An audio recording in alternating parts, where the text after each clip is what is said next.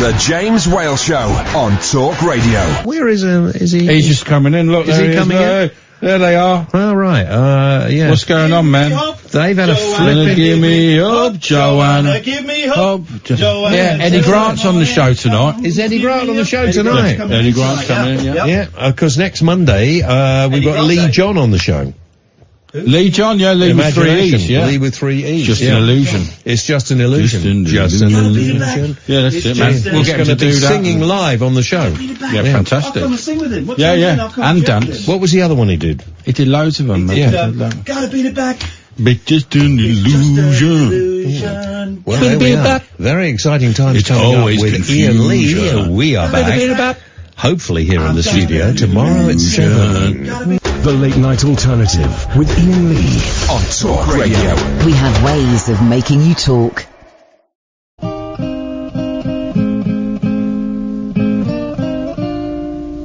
In a little cafe just the other side of the border, she was sitting there giving me looks that made my mouth water.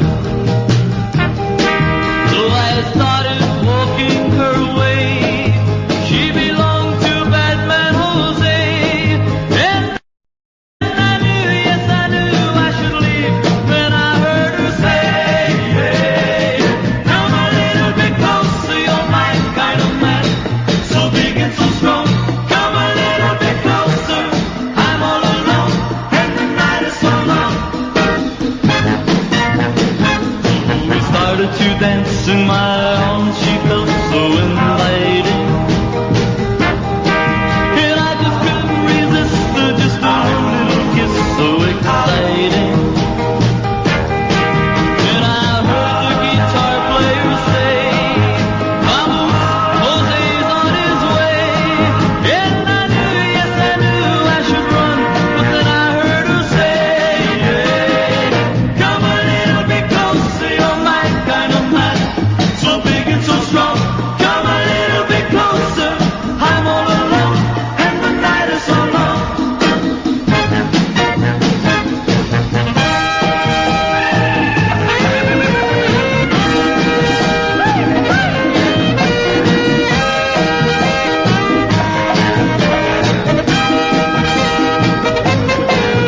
When the music stopped, when I looked, the cafe was empty. Then I heard Jose say, man, you know you're in trouble plenty. So I dropped my drink from my hand, and through the window I ran. And as I rode away, I could hear her say to Jose, hey, come a little bit closer, you're my kind of man, so big and so strong. Come a little bit closer, I'm all alone, and the night is so long.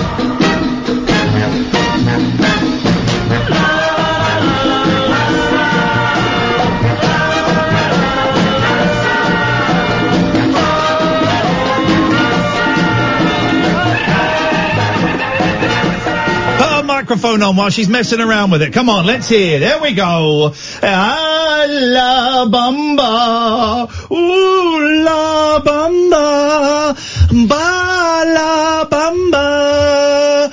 Ah. I'm not joining in with that.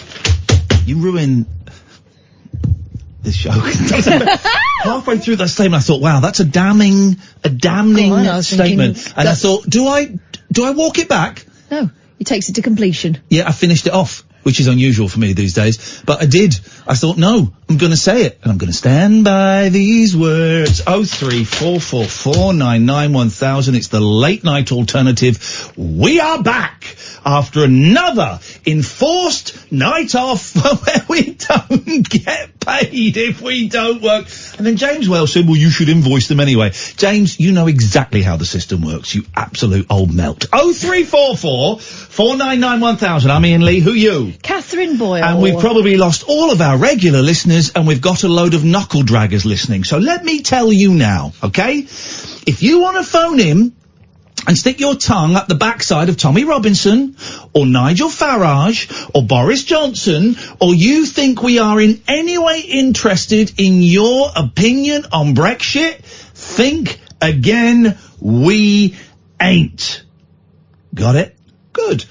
Bearing that in mind, anybody can call in about anything they want, except hashtag we don't do Brexit. 0344 499 1000. 0344 499 1000. You can phone in and talk about absolutely anything you want, but we ain't doing Brexit. We don't do Brexit. 21 hours a day on this godforsaken radio station.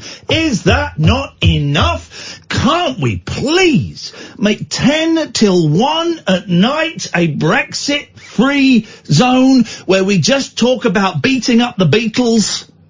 Although that turned out to be quite prescient over the weekend. My question about if you had to kill a member of the Beatles, who would it be?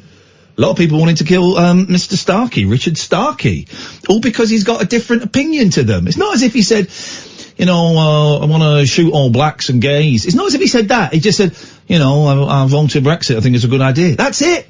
And the abuse the man got. He's nearly 80. He came from a working class background. He's now a multi-millionaire and he lives in Monaco. Of course he voted for Brexit. Why is that a surprise? Also, that video's 2 years old. But why is that a surprise? Of course he did. Oh, I always thought the abuse. Here's the thing, right? We're not talking about Brexit. We're talking about the ripples that it causes. So we posted a video from here last week of me, I don't remember what I was saying. I was saying Boris Johnson was an idiot, right? And so the abuse I got from people accusing me of being a Ramona, but people who had voted to leave the European Union, was staggering. The C word, you're a nonce, you're a pedo, look at your tash, no wonder your wife left you, go back and take some cocaine, all that kind of stuff, right? I thought, gosh, that's really, really rude and unpleasant. Some of these people that voted leave are really, really unpleasant. Now, one of the good things about the abuse that Ringo Starr was getting, and it was very similar, a lot of C words. The good thing to come from that was it balanced the scales for me. It balanced the scales, and I was able to go, people that voted to remain. Some of the people, I'm trying to be really specific.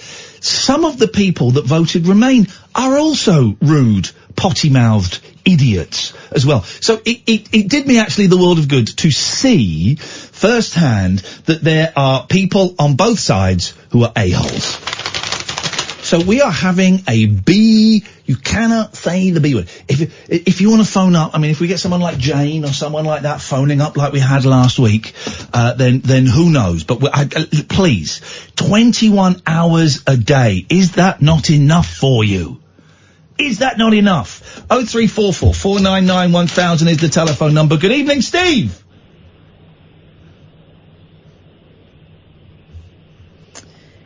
Hello, Steve. Hello, Steve, can you hear me? Can you hear me?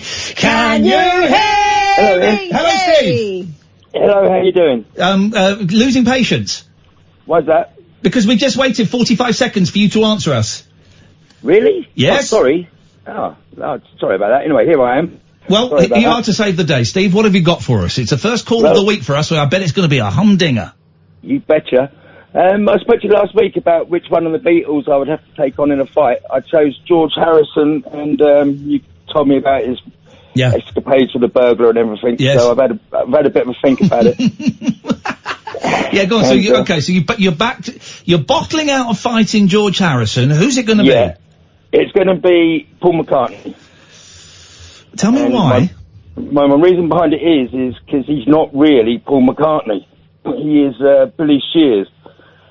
And therefore he's not a genuine beast. Hang on a minute. You're suggesting the man that replaced Paul McCartney when he died in that car crash, and I think it was 1966, right? Yeah, well, 66. I can't remember isn't he supposed to be a Scottish gentleman called Andrew somebody? I can't quite remember his name.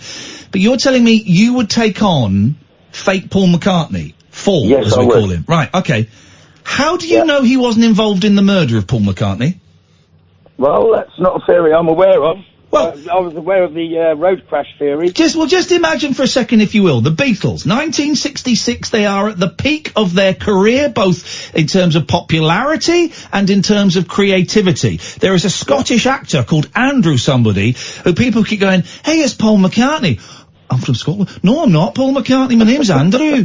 They go, well, you don't look like him. No, my name's not Paul. He hatches a plan in his little Scottish hovel, and he decides to murder Paul McCartney. This guy has the cunning, the wherewithal, and the balls to get close to the most famous man on the planet and cut his brakes. He's a cold-blooded killer, and you want to take him out? Well, now you put it like that. Steve, we'll speak to you later in the week when you've had a chance to consider the other two Beatles. He's not got the answer right yet, Catherine. And I won't rest until he does. I get the feeling he's going to go away, have another little think. Another little think. And we'll hear back from him. 0344 499 1000 is the telephone number. Thank you for all the nice words for us not being in yesterday. We don't get paid. It's cool. It's the nature of the job. I get it. They wanted to do a grown-up show. It was quite I get why they felt they had to do a grown-up show. As I said to my boss last week, I understand why you feel you have to do this.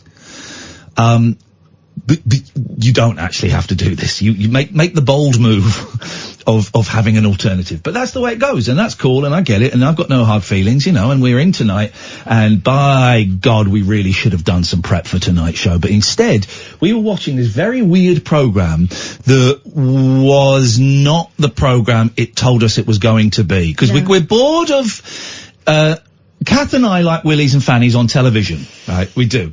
We just do. I mean, we find it absolutely appalling that anyone would make those shows, but we just have to check just how appalling they are. We have completed Naked and Afraid. Yeah. We're very close to completing Naked Attraction. Yeah, we're at boss level with that. But then we saw a new show and Katherine went, oh my God, this looks awful. And I said, oh, it looks terrible. Let's watch it just to see how bad it is. What was it called? Sex Tape. And what's the premise? The premise is, well, they tantalise you with the idea it's just a load of couples who film themselves and then they go through the tapes with an expert and work out where they're going wrong. Expert? Hang on. Here we go. Hang on. Ooh. Sexpert, more like. Thanks, guys. Away you go. Except it's not quite that, is it? No. It's a load of couples who are obviously not into each other anymore, filming each other around the house, being awful to each other, and then you get probably about 40 seconds of duvets moving, if that. Yeah. And And every single one I'm going, yeah, dump him, yeah. I'm betting they didn't sell it to the people appearing on it as, we've got this show called Sex Tape, and we're going to film you having sex. That's exactly how it's sold as a viewer. Very disappointing. And everyone on there is an idiot, right? Apart from that, the Scottish lady, she was nice, but so far her partner and the other two we've seen, don't like. No. I knew they'd keep the lesbians till last as well. Of course they have. They've got a very pretty lesbian couple who started out all hot and heavy, and and their relationship has gone cold. But yeah, they're waiting for the last one for that. But watching people in their mid-20s having relationship problems where one guy, the first one, she was ready to go out. He said, I'm going to take you out on the town tonight. She's really looking forward to it. She's still sitting there at 11:30. Then she goes to bed. Then he rocks up. Sorry, mate. When you're in your mid-20s, off, out. No. Well, she's in her 20s. He's in his 30s. All right. Well, she needs to fire him off. He's wasting her time. Exactly. By the way, if anybody wants relationship advice, it turns out, just from the 40 minutes we watched that program, me and Kath are excellent. We're brilliant. We are excellent. Let's see if Sam wants any advice. Sam, can we help you with anything?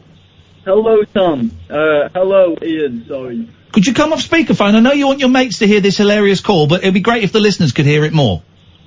Yeah. Hello, Ian. Hello. Hello, how are we? What have you got for us? I've just got a question. Here we go. Okay. You haven't got much time, Sam, so use it wisely. Right. Mate, explain to me. Brexit. I'm just a cool story. I don't really know about it. What's gonna happen? I tell you what's going to happen, Sam, is I'm going to cut you off, and then we're going to go to the adverts. Oh. Thanks for your call.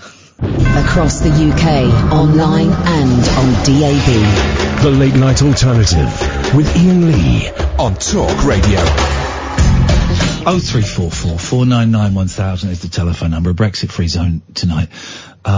Thank you to everybody who came to see Katherine and I live in Bath. Sold out. Here's the thing, sold out show. Right. Theatre holds about 130.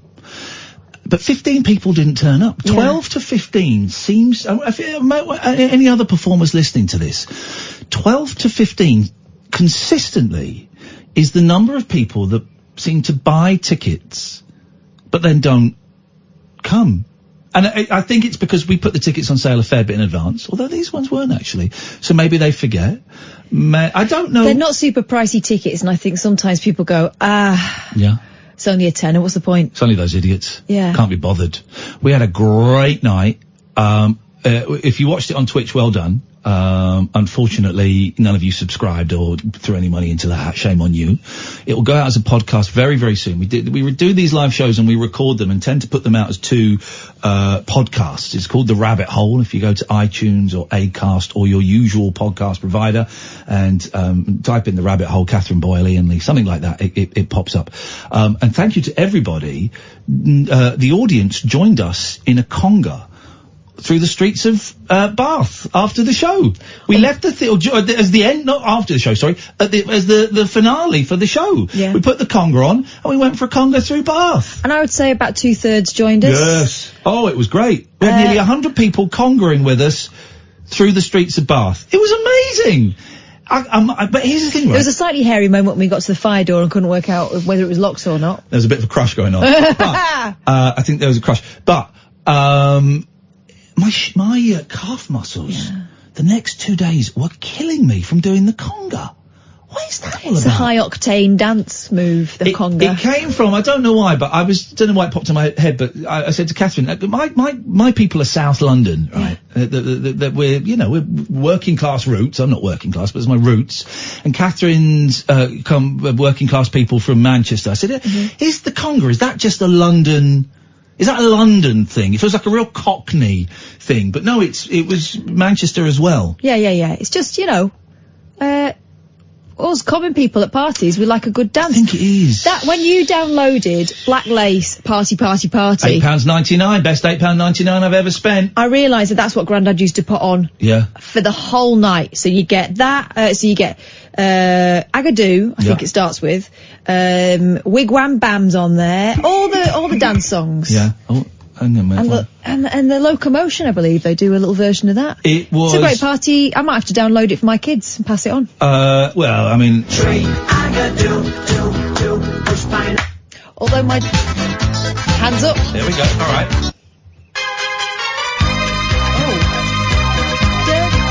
Listen to the bass line. Is it Obladi Oblada? Well done, okay. Birdie song. Oh, okay. Oh. That's not the Locomotion, is yes, it? Yes, it is. Well done. This old house. Obs. Wigwam Bam. Okay, you got it. I love that song. I got the conga.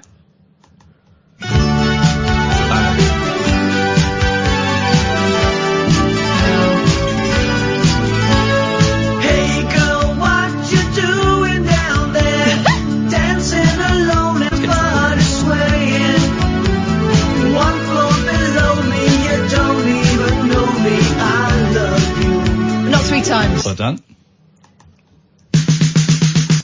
Superman. Oh, mate, yes! We would use those drum beats to get as far back as we could in the room. Katherine got Superman from this.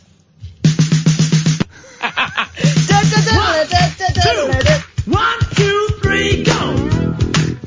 Clap your hands! Okay.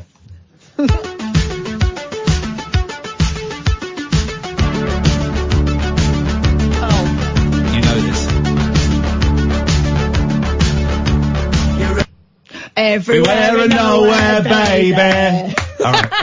Now this, I love the original of this. Simple Simon. Yeah. This is brilliant. 1, 2, 3, 4. It's Do the Bump. Okay. Oh, I used to love the bump. I don't know what this one is. Except if you do the bump as a child with an adult, you usually end up getting bumped into a wall. You get Boris Johnson, don't you? Here we go.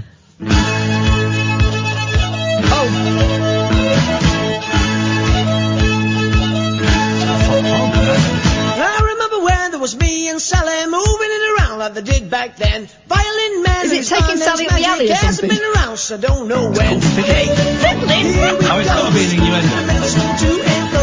Hey, here we stay moving it around. It's very country based. Okay. Oh.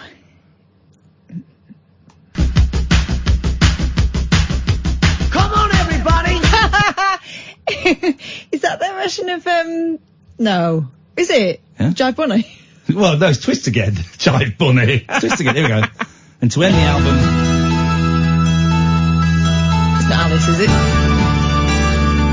It's this one. I mean, by this time we're all drunk on Baby Sham, especially the kids. I'm yes! Some album. $8.99. $8.99. And then by the time you get to the Can Ya Hear Me? The neighbours can hear. You know there are party albums where there is background noise. Yeah. So if your party's really flat, you play it and it's these kind of songs, like sing-along songs. But then there's like background noise of people drinking and laughing and cheering. Great. That's the kind of thing that in my dark day I would have been sat at home snorting cocaine, listening to it and masturbating to. My God, really? That's how bleak things got. What, imagine a room full of people having a party? Yes. Good evening, Steve. Hello. Hello, Steve. Hello there. Hello. Yes, Steve. What would you like to say? Okay. Hello, Kath. I'm Steve from the first row from the Saturday show. Yeah. Steve, were we chatting earlier on Twitch? Yes, right. Oh, Katherine! Oh, you're going down, boy. This guy was burning you on Twitch. He was burning you. Is that what they call it? Flaming you. Yeah.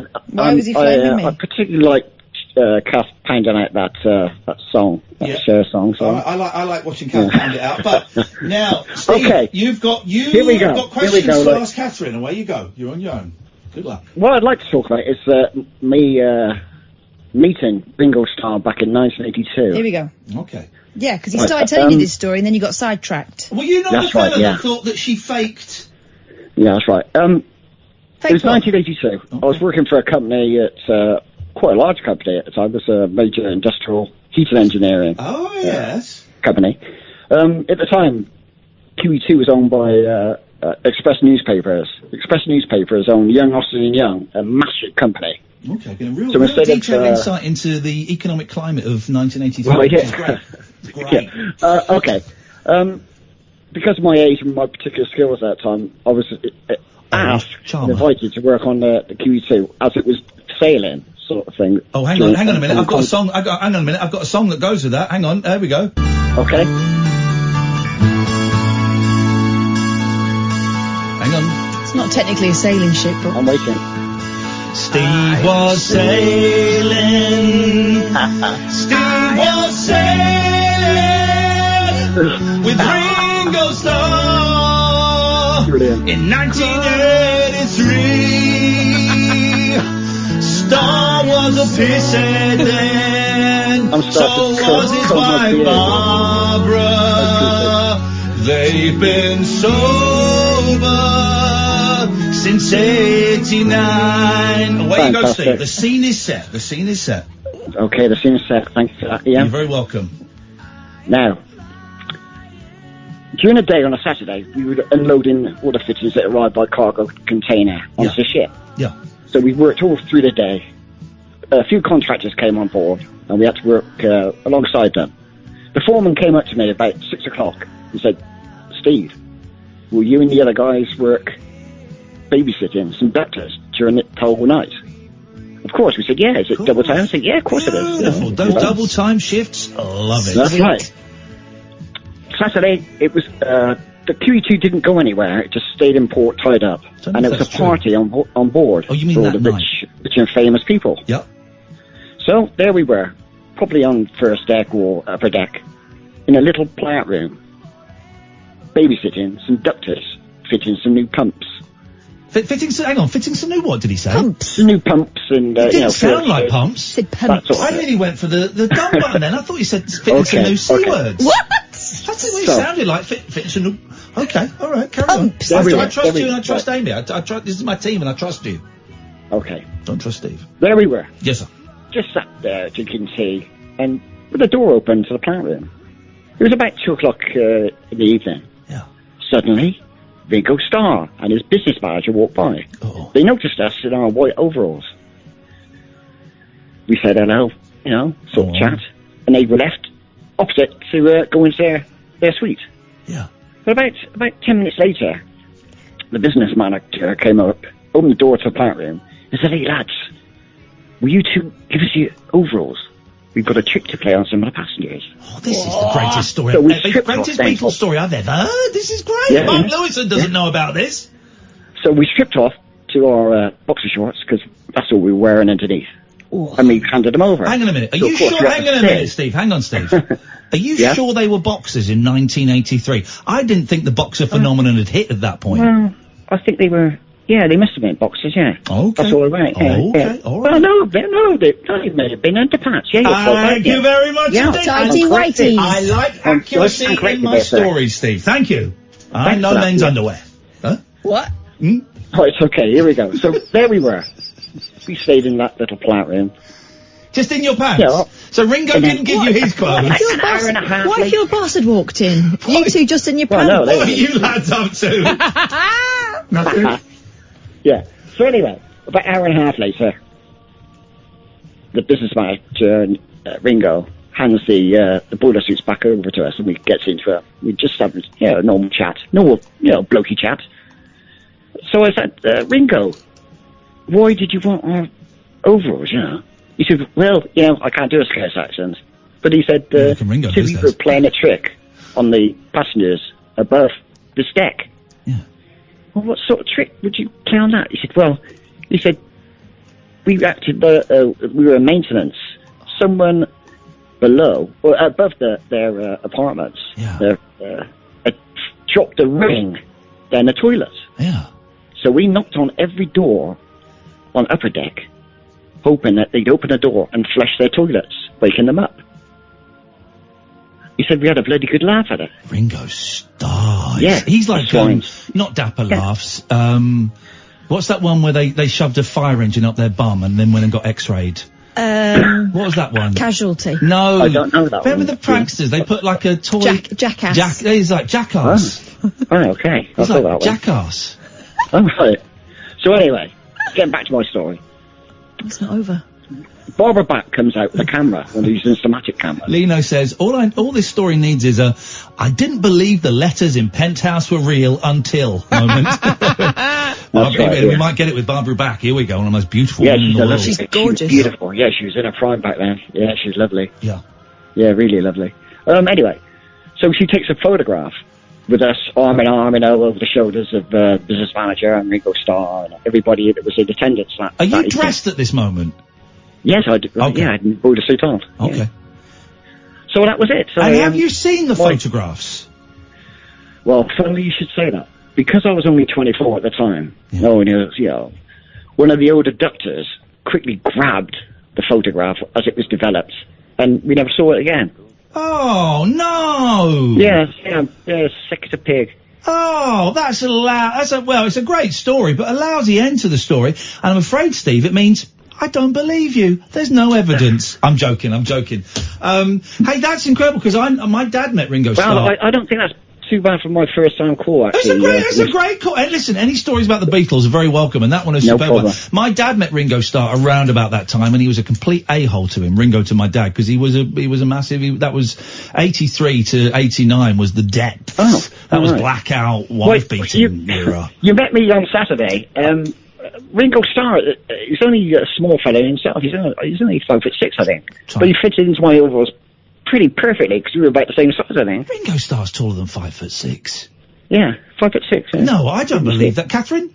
Well, when I met him, Oh, I he thought you were seemed gonna Google it. I'll have to look. about the same height as me, as he was winking at me. Well, sorry? He did, he winked at me. How tall? I met Ringo. He wasn't 5'6". Tall is Ringo. Hey, 5'6.5". Yeah. He's a wee lad. Actually, Barbara Bach's about the same size, I think. Hang on a minute. Yeah, and what an amazing looking woman. How tall Yeah, is she is. Barbara Yeah, she's got an amazing face. Bach? She is 72 years old. Is she really? Yeah, I don't know what well, I do know her height, but I don't. She's shorter than Ringo. They're only showing it in me in meters, and I refuse to say it. That's why I voted Brexit. Steve, that was an excellent call, and it was so nice to meet you at the weekend. Steve, you weren't the fella that wanted to challenge Catherine's knowledge of the names of some of the people in the audience, were you? That was amazing. Okay, I spoke to someone online who thought it was a stitch up, and thank you, Steve. That was a great call. No, mate. it wasn't a stitch up. That was actually real. If you missed it, Catherine remembered the names of everyone, all 130 members of the audience. Paul. Okay. Don't do it. Steve. Don't do it now. People aren't interested. Oh. Let's go to Sam. Hey, Iain, how are you doing? Very well, Sam. What have you got for us?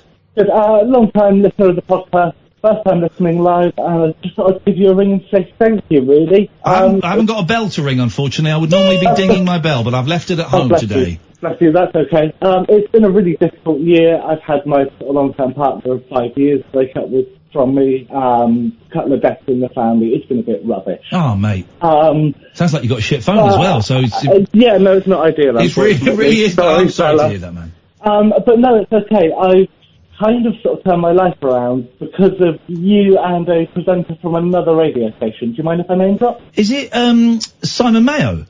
It's not. It's a man who helped me discover you. Scott Mills. You last year. Who was that then? It was James O'Brien on Unfiltered. Oh, there you go. I was working in a shop when I discovered him and was a bit aimless with my life, honestly. But discovered you through him. Have been listening all the way back through your LBC podcast as well, mate. which are on Spotify. I'm now going to university to study politics, and I want to become a radio host. So just wanted to thank you in a big way for kind of getting me through what's been a really bad time. Hang on a minute. This guy's the enemy. This is the most paranoid industry in the world, Sam. Everybody, it kind of is, because everybody's like, hey, nice to meet you, new radio host. Oh, great. And you're thinking, as soon as they leave, he wants my job. She wants my job, and she's better than me. Sam, listen, I'm sorry if you've just been brilliant, and I just wanted to thank you, really, guys. Kathy's a more sort of recent introduction, but I think that both of you are just wonderful. Oh, thank you. Sam, listen, I'm sorry that you've had a tough time, and well done on turning it around on what is it called? World Suicide Prevention Day? Is that the full correct title? It's important to acknowledge I think it's one bloke every 2 hours, I think, in this country kills himself. I know that, don't know what the figures are for women. I know it's less, but it's still too many. So I'm glad you turned it around, Sam. I'm really pleased to hear that, and thank you for your kind words. And James, to be mentioned in the same breath as James O'Brien is an honour, because he's one of the best. Let's go to Joe. Good evening, Joe. Good evening. Good evening, Joe. How are you? None of your business. What have you got for us? I've got a story. I don't believe you. You should. I don't. Well, 2 years ago today, me and my friends went to a party and we ruined someone's birthday.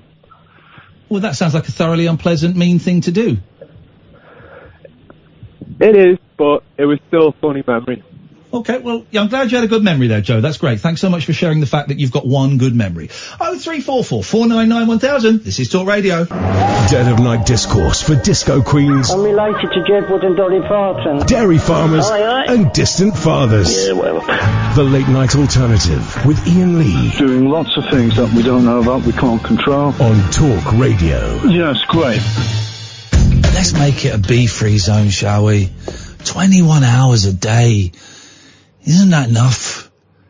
Rupert Murdoch, Jenny Morris, all those people who went before us, please, 21 hours a day is enough. Let's have 3 hours of Kath coming into the studio while I'm doing a heartfelt monologue and doing a kung fu kick in the air. Let's have that. That's what we want. That's what we demand. Oops, upside your head. I said, oops, upside your head. Let's go to Chris. Good evening, Chris. That's what I was going to say. You wasn't going to say that. Oops, upside your head. How are we going to do it if you really don't want to dance? By standing on the wall. Get your back up off the wall. I heard all those people saying. No, different song, but that. I don't think it is a different song. You said that when I was singing it in the car. I think it's... No, I was good. No, you confused me now. I was going to say... Chris, I've not confused you. Life has. Here's a song for you, Chris. Remember this one? Life, oh life, oh life, oh life. Sing it, Chris. You're not in sync. No, I know. Do you know? I'm glad you noticed that. Because she came in a bit early. It really annoys me, Chris, when I'm singing a song and I leave silences for the beats, and then someone joins in and they don't count the beats in their head. They just go, "Oh, there's silence there, so I'll just fill in the silence by singing the next bit." Well, that is stupid. Let's try it again. Life, oh life. Sing, Katherine. 2, 3, 4. Life, oh life. Came in early. I had the album, that's how it went. Come in again. 2, 3, 4. Life. Oh, life. Oh, life. I really like the teacher in Whiplash, but that's not my rhythm. Okay, we'll try again. 2, 3, 4. Life. Oh, life. Oh, life. Oh, life. Do-do-do-do-do. Oh, you did that wrong. You did it wrong. Do-do-do-do. It's not do. You did it wrong. It's do. That's not my rhythm. Okay. That's not my rhythm. Have you seen Whiplash? No, but I feel like I have. It really is rubbish. I mean, it's good, but it's rubbish. I'm just not that bothered about drums. Oh, I love drums. I love the drums, me. If I could play any instrument that involved hitting things with sticks, I would go for drums. 2, 3, 4. Life. Aggressive. Actually, oh, life. Oh, life. Oh, life. Do-do-do-do. Of course it does. No. You can't do the do thing. It is do, isn't it? How does it go? How does it go? No, you missed the plot then. You tell me how it goes then. Well, no. Yes, otherwise I will get you banned from phoning up Jamie East's quiz on Virgin Radio. Oh, busted. Oh, come on. You got busted. Me for doing that. I was a stand-in. Oh, I can do a good quiz. The only reason why I was ringing up, I'm absolutely, I wouldn't say mortified. I was so disappointed that I didn't come to the show on Saturday. Oh, well. I chickened out. Okay. Booked myself into a hotel. I booked the train. Luckily, the hotel is going to reimburse me £245. I only stayed in the hotel for the night. What? Why are they going to reimburse you then? Pardon? Why are they going to reimburse you if you stayed in the hotel? Well, no, I didn't. I cancelled it on Friday. Well, you said you stayed in the hotel for a night. No, I didn't. No. You did say that, but you meant you'd only booked it for a night, right? Yes. You did say you'd stayed in the hotel for a night? You did. No. You did say that? I booked it for one night. That's all. I was going to stay up on the Saturday and come back on the Sunday. Right. And I chickened out. Okay. So I'm glad you had a good... it sounded like you had a good show up in Bath. I like Bath City Centre, so but I just panicked a bit. Oh, bloody hell. Come on, yeah. You get. Okay, so you didn't want to come to our show, but you phoned up Jamie East on Virgin. I did want to come to your show. Yes, I did, yeah. Okay, so you didn't want to come to our show, but you phoned up Jamie East's show on Virgin. No, that was the Sunday before. It was this weekend. Will you turn that music off? It was this weekend. I did not ring Jamie East. You were on No, Jamie I did East's not. Virgin Radio music quiz this weekend. No, I did not. It was the other Sunday. It was the It was on this weekend. No, I did not. There was a question about TV, and you pulled out the blind card. Oh. And do you know who he was up against, Catherine? Do you know who he was up against? Go on. Hang on a minute. Stevie Wonder. Who was he up against, Roger? Well, actually, I'm coming on Chris's side here because. Oh, don't come on Chris's side. Correct. It was the Sunday before. You are? See, it was the Sunday before Chris was on. It was me that was on this Sunday. Oh, I can't believe it. I can't believe it. And I beat you by 1 point, Chris. Well, do then. Why is everyone phoning up Jamie Bloody East? He's rubbish. Oh, you can't deny it. They can't deny it. They know the truth. He sucks. No, I like Jamie. All right, Boyley, calm it. Just turn it down. Turn the sass down to 3 if you don't mind, please. It's getting a little bit too sassy in here, Sasquatch.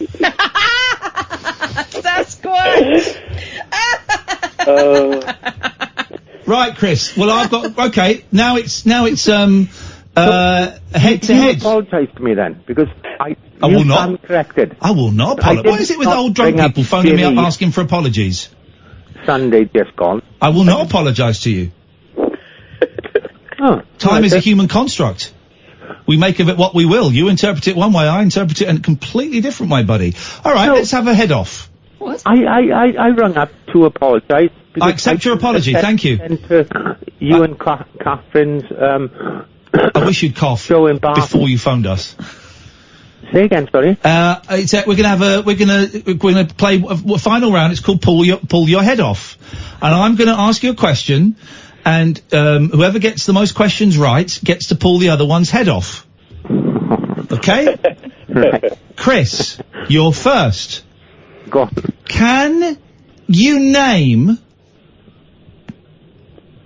Let me make sure I've got this right. Can you name the third person? Or is it the second person? Hang on. Can you name the third person to play Doctor Who, please? It's a good question, this. It's a great question. It's not the guy who played, what's his name? Doctor Who. Who's the third person to play Doctor Who? Was it in the 60s or 70s? The third person, we're not giving you any clues. No clues. He played it in many different times as he was a time traveller. In fact, he's not really called Doctor Who, he's just called the Doctor. Except. It was Okay. Here's what's his name? I'll give you a clue. He played, right, he was the third person to play the Doctor. Yeah. The first Pleasant. He was the third person to play the Doctor. He was the first person to play a character called Doctor Who. Oh. Listen, Pete Trenchard, if you correct me on Twitter, I'm going to come around and shove Twitter up your jacksie. Well, Roger's practising his evil I'm going to take over the world laugh. I know the answer to this anyway, so... See, I don't know. I was going to say John Pertwee. Incorrect. Really? Incorrect answer. Roger, would you like to tell him?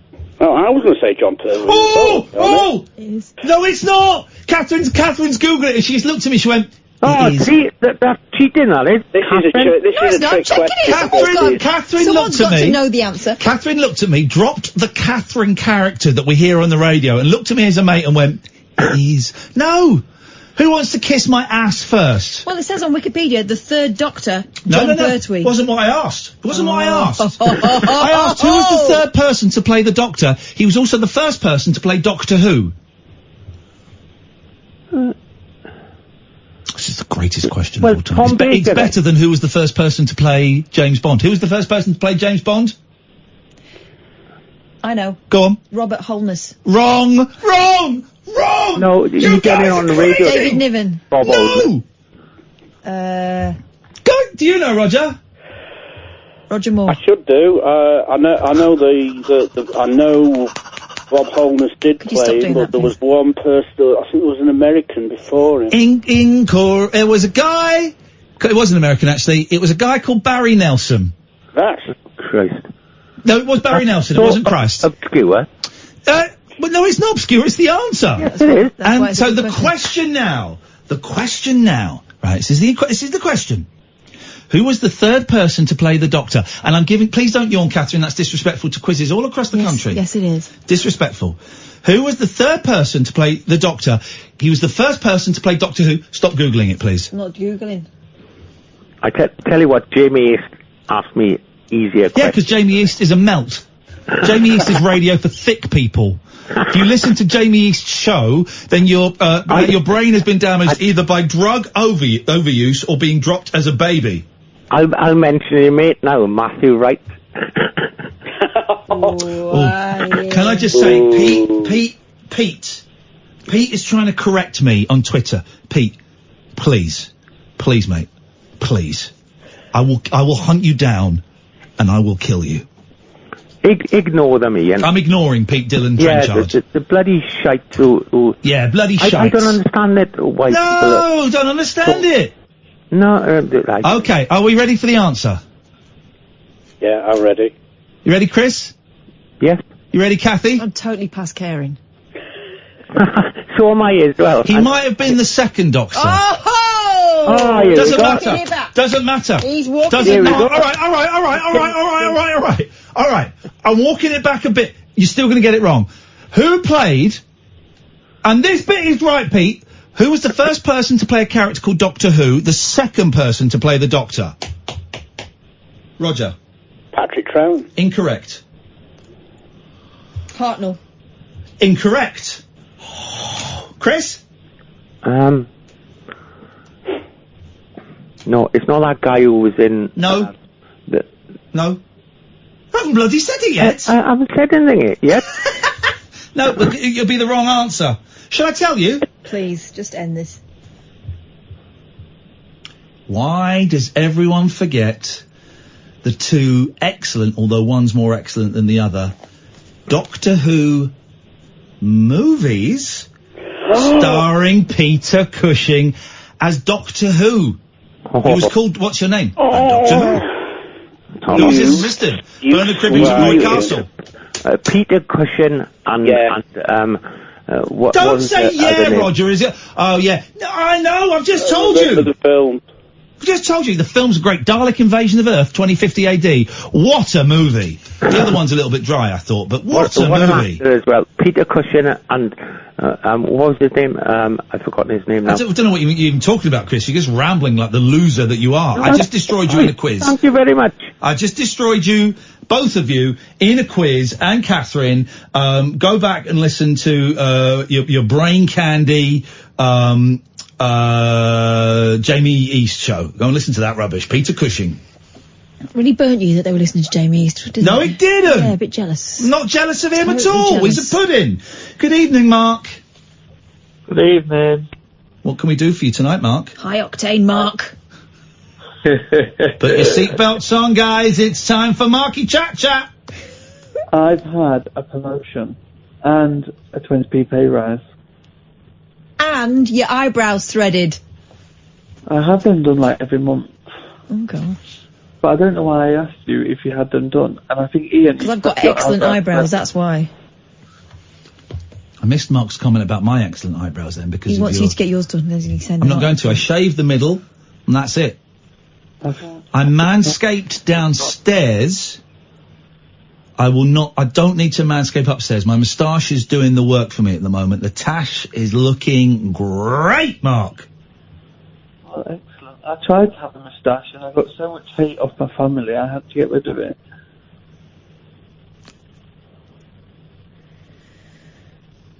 It was awful. What was awful? The tash hate that you got. I've not had any this time. I've had a little bit. I don't care. Grow it. Who cares? It's your face. Do what you want to do. It did look a bit dodgy, though, to be fair. Well, in that case. Dodgy is as dodgy does, Mark. Yeah, that's true.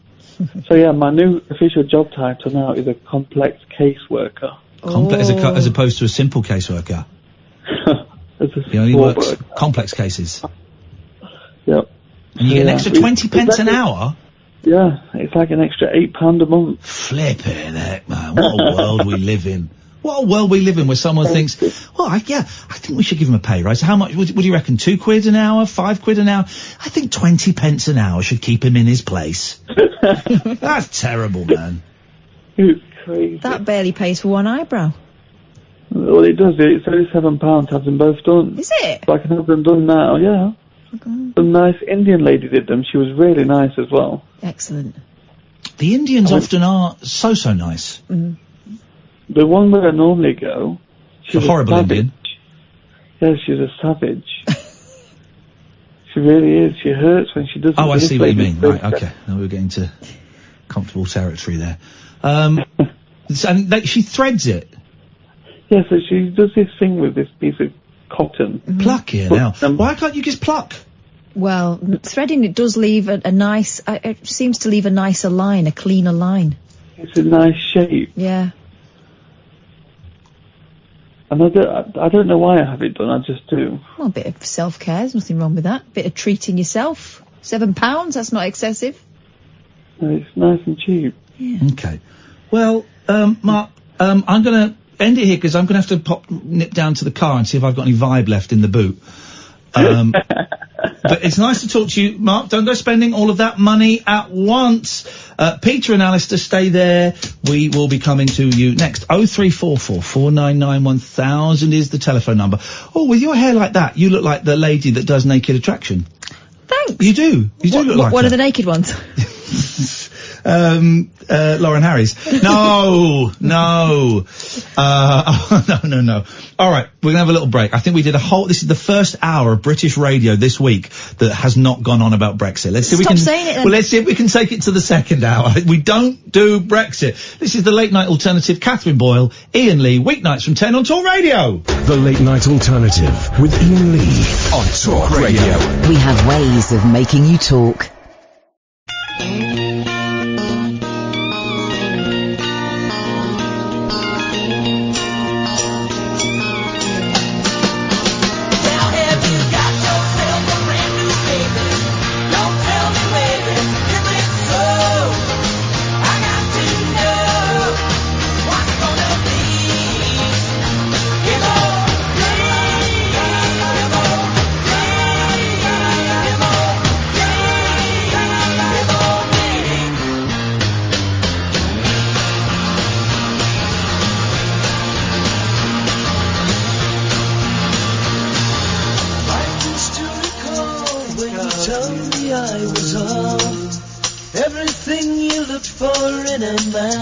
But I know that it's not true. I've seen the way he looks at you, and I think you're gonna hang me up again. Now have you got yourself a brand new baby? Don't tell me, baby, is it so? I got to know what you're gonna be. Come on.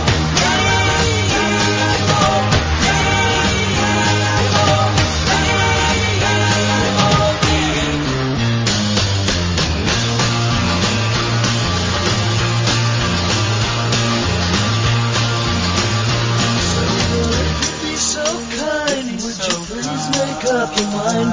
I won't share your loving with another man. And if you see things my way, could you let me know today? But if you decide it's him, I'll change my plans. So now you got yourself a brand new baby. Don't tell me, baby, if it's true. I got to know what's gonna be. Come on.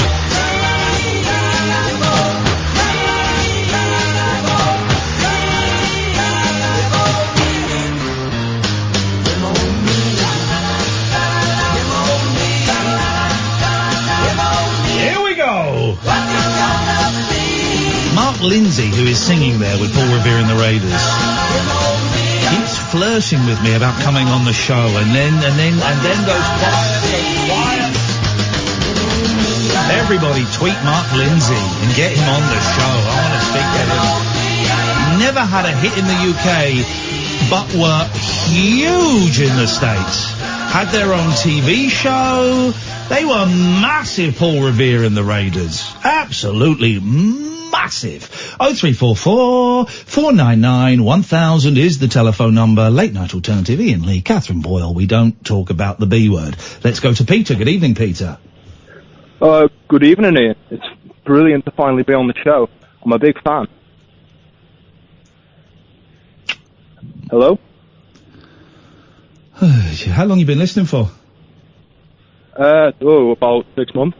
Okay. Who's your favourite regular caller? Oh, that's got to be Darren. Who's Darren? You know, Darren. Yeah, you got to try harder. This is the third call we've had from you lads tonight. You have to try harder.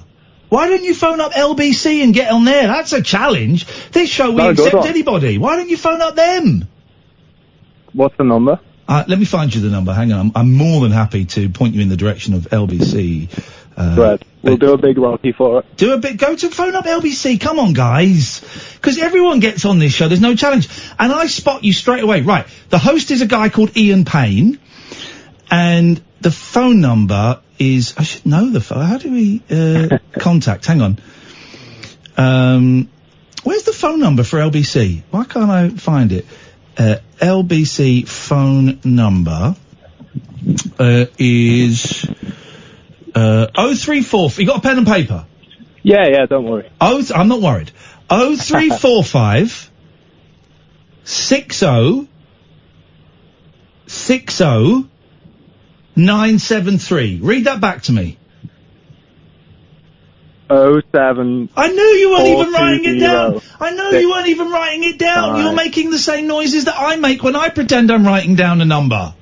I can't help you any more than that, buddy. I've given you a radio station. I've given you their phone number. I was even going to listen to it for a little bit and work out which part of Brexit they were talking about and give you the question. You would then tell the person who answers the phone so that you're almost guaranteed to get on the air. But if you don't want help, I can't help you, man.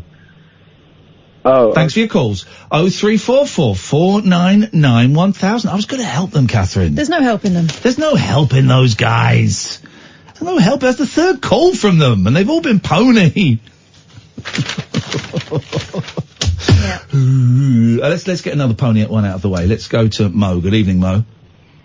How are you, Ian? I'm very, very well, Mo. What can I do for you this evening, apart from punching you in the nose? Ian, listen, you're there to prank calls. So please, can you prank call LBC? No. I'm begging you. No, I don't do prank calls. Also, he's not You your... Also, Mo. Mo. Hello, Mo. Also, Mo, he's not your monkey boy. You do it. No, but I'm not as funny as Ian in the You're prank certainly calls. not. You're right there. Mo. I remember when he prank called Barclays. Barclays? No, I didn't prank call Barclays. That was it. That was when I got a scam text from someone pretending to be Barclays. I didn't prank... You totally misunderstood what that was. I wasn't prank calling Barclays. I was phoning up some scammers. Obviously. What? Yeah, but that was a really funny prank call. That's what It wasn't a prank call. I was phoning up some scammers that were trying to get my bank details, and I called them out. But you were making really funny, You don't know what a prank call is. You're calling up asking me to do a prank call, and you don't know what it is. You prank called Talk Sport. I remember you prank called Talk Well done. I prank called Talk Sport. Correct. Yes. Okay, so why don't you repeat it? I never repeat myself, mate. Never repeat myself. Please make a prank call. Please don't. And just please make a prank call. I'm begging you. Oh, don't because beg. You're really It's good beneath at you. Mo, I am never going to do a prank call as long as I live. Thank you very much indeed. Dear God. What is wrong with that guy? Let's go to Alistair. Good evening, Alistair. Evening, Kath. Evening, Ian. Evening, Alistair. He's got a little swagger about him this evening. What a great show on Saturday. Thank you so much, guys. Alistair was the star turn at Saturday night show in Bath. You were the star turn, and Kath was the star turn. You saved that just at the last minute. You just at the last minute there, buddy. It was a good old night. Thank you for coming, man. Oh, it was wonderful, and it proved to be everything I'd hoped. Yeah, I mean, it was just marvellous. And, I know that you said to me quizzically, oh, stalker, travelling 4 hours on a train, but I'm travelling to Brighton now in November. Oh, he's coming to November. I know Brighton in November. Brilliant. We're playing in Brighton in November. November the 14th off the top of my head, ianlee.com/event. It's almost sold out. 9th of November, I think. 9th of November. That sounds more like it. Thank you. You know better than us. All right. Nice one, man. Well, we need to top the conga. I'm not quite sure how we're going to beat the conga. Although the Brighton crowd are generally up for a party, aren't they? Yeah. Oh, really? Yeah, you think you had it in Bath. You haven't seen anything yet. You wait. But anyway, I just after the show, I had a couple of things happen. First of all, I went back to where my digs were, which, because of the train ticket and everything else, I booked a dorm bed in a hostel. Yeah. Backpackers hostel for 18 quid. Beautiful. Which I thought, two problems. I got there earlier in the day because I'd got a ridiculously early train, and I bagged one of the beds. I put my stuff on it. When I got back there, it was like Goldilocks and the Three Bears. Someone had put their stuff on top of mine. No. Well, if your stuff is underneath, then legally that's your bed. Indeed. So I was thinking, and for goodness sake, at the moment that the alcohol's gone, I'm sober. I've just got my 4-month chip. Congratulations. But I've started to worry now because I can't go to sleep, because if this guy turns up and it might fall on you. causes a scene in a room full of guys. So anyway, in the end, I thought, no, I'll just try and get some sleep, and I'm sure he'll be okay. And he was. But then, unfortunately, well, you've seen my size now, Ian, haven't you? Yeah. And I snore. Oh, he's a snorer. So every 2 minutes... You're getting woken up. Give me up, right? You're snoring. So I have to go down... Tough luck, everyone. It's a dorm. You're sharing it with people. Some people are going to snore. You're paying 18 quid a night. What do you expect? Deal with it. So in the end, I think, well, rather than get kept waking up, I'll go... There's like a common room in the basement of this place. Yeah, and smoke a joint or something. Yeah, so I go down there and I just sleep on a sofa down there. Oh. So when I get down there, there's this kid wide awake with headphones on. Yeah. With a computer. I think he was trying to hack somewhere. Oh, but anyway, Pentagon. I went to sleep. Then, anyway, the next day I got the train, signalling failure just outside Bristol. Yeah. So it meant that a load of people had to sort of rush to get to another train, including me. And I just let them go ahead, because I thought, well, I'm probably going to get out on that one, because it was like feeding the 5,000. So but I did get on it. And then, because I suffer from epilepsy as well. Yeah. Because I was like in this enclosed space, and it was a bit hot, and I was a bit flustered, and I'd been running, and not this, that, and the other. I had a little bit of an aura in my head. You know, when you feel like you might get a little fit going, or a little jerk. I know the aura from the migraines, yeah. Yeah, so I thought, well, look, I'm going to dive into first class here. Yeah. Because there are seats in there. And I thought, well, I'll face the consequences. I'll pay for an upgrade, whatever. Yeah. And so I sit down in first class. There's about, I don't know, 4 or 5 people. And eventually, after a while, the train manager comes, this lady, and comes into first class. And she's talked about the woes she's just had trying to deal with all these people coming through, including 2 disabled people in wheelchairs. Now, what was the name of the lady that rang about problems in, was it Anglian trains or something? Holly. Oh, it was Holly. I can't remember what trains it was, yeah. Yeah, and basically, she started in the first class compartment, in front of the passengers. She starts having a conversation with the guy that serves the coffee and the sandwiches. Yeah. And I thought, well, that's a bit unprofessional. About how annoying the disabled were? No, she starts to say what happened. Yeah. So the first disabled guy, he's outside trying to requesting help getting on the train. Yes. She said, well, I can't help you because I'm trying to help this other woman who's disabled. We can only help one disabled person at a time. Those are the rules of the train. Which is fair enough. It's the law of the train. And basically, so she gets on the train, and then she goes back to this other guy, and she tells him, look, I'm sorry, get lost. I can't help you. Apparently he then swears at her, and then she just leaves him at that point. Could they not tie like a rope or something around the wheelchair and put him behind? I don't know if that's possible. I don't know if that's possible. It's just an idea. She tells this guy, look, you know, I don't mind helping him, but if he's going to swear at me, I'm not. But this is in front of all the passengers in first class. Outrageous.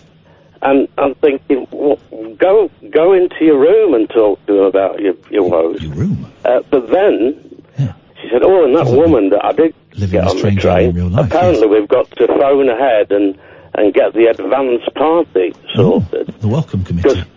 The advance party to help her get off the train. Yes. And she says, well, it would be a shame, wouldn't it, if she has to remain on the train forever. They're going to keep her forever? That wouldn't do, would it? Forever? They're going to keep her on there, and I'm hoping you went up to her and said, look, no. I don't have a first class ticket, but unless you let me stay in here, I'm going to phone up a cult late night phone show that no one listens to, and I'm going to expose you for the scumbags that you are. I mean, that's what the most shameful thing is. I didn't say anything, but I was really upset about what It's a horrible thing, Alistair, and thank you for highlighting it. 0344 499 1000 is the telephone number if you want to give us a call. Excuse me.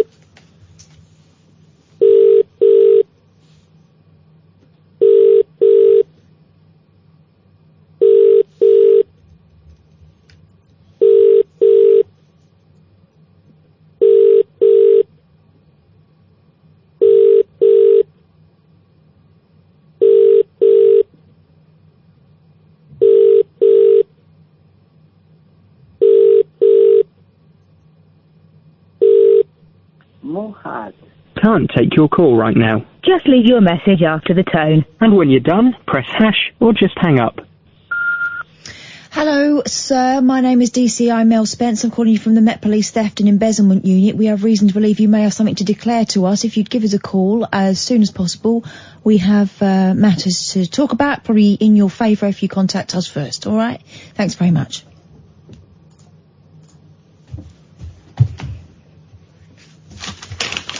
We have matters to talk about in your favour. That's how police talk. It's not. The late night alternative with that man, Iain Lee.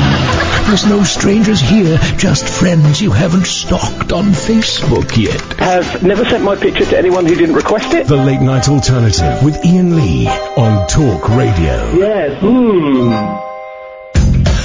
We don't do Brexit on this show. We do everything else, but we don't do that. We're allowed 3 hours break a day from that tedium, aren't we? 0344 499 1000. You speak to Amy. She takes your name and number and gives you a call straight back. Let's go to Mo. Good evening, Mo. Hi, you just called me now. Sorry? You just called me right now. Hey, well, if you just called in, Amy would have just called you, yes. Sorry? You just called me before. No, you just called in.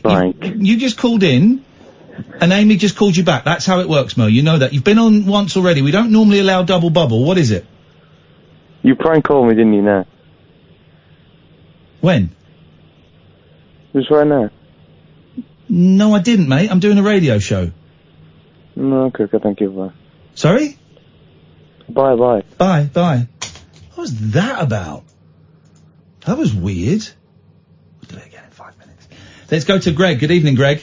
Hello, Ian. Hey! And you, Katherine. Under the moon of love, I want to tell you that I love you, and I want you to be my girl. Let's walk, let's talk. Under the moon of love, the moon of love, ba-dum, ba-dum, ba-dum. Do you know what? Hang on a minute. Let's just everyone calm down. Everybody just calm down, baby. Calm the hell down. Let's just get straight into it. Here we go. It's time for the Shawaddy Waddy correspondent update with Greg. That's Greg.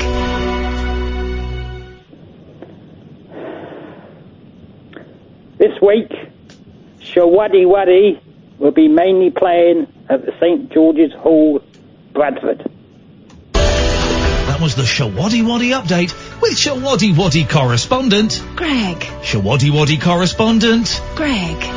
Nice one, Greg. You're getting into it. I am, yes, but it's all this practice. Yeah, you're enjoying it, which is great. And you've won one of these. Ooga chaka, ooga, ooga, ooga chaka, ooga, ooga, ooga chaka, ooga, ooga, ooga chaka, ooga, ooga, ooga. You move up to level 2. So, have you got anything else for us, please, Gregory? Not really, but... Thanks very much for your call. It's a simple... Oh, no, was there something? I could quickly say something. Go on, then. A few people on Twitter and Facebook always say they want to phone in, but they're a bit nervous. I'm exactly the same. But Greg, here's the difference. They're pussies. You are not. Well, my hand's shaking and I'm trembling and I'm full of nerves. So if I can do it, they can do it. It's excellent advice. It's a weird thing to do. I know a lot of callers get nervous, but they do it, and Greg does an excellent job, and he's a really good sport. But, yeah, call in, particularly now as we've got no calls. 0344 499 1000 is the telephone number. Hello? Hello, this is DCI Mel Spence. I left a message on your answer phone just a few moments ago. I'm glad I tried you again. I'm glad I caught you. Yeah, calling for what? I'm calling from the Met Police Theft and Embezzlement Unit. I believe you may have something to declare to me. Declare what? The theft of a vibe? Sorry? Did you steal a vibe recently? This is Katherine Boyle. In your face, Mo, we're the masters of pranks, and you can never, ever beat us. This is Salt Radio. Take a trip into the alternate reality of late night radio. I think I'm in something like The Matrix, and so are you. The Late Night Alternative. Hello. With Iain Lee. Is there anybody out there? On Talk Radio. Hello. I don't think... we've got no calls on the switchboard for the first time tonight, so give us a call. 0344 499 1000. We can talk about anything you want. It's been a weird week, I think. We had 3 nights off in total.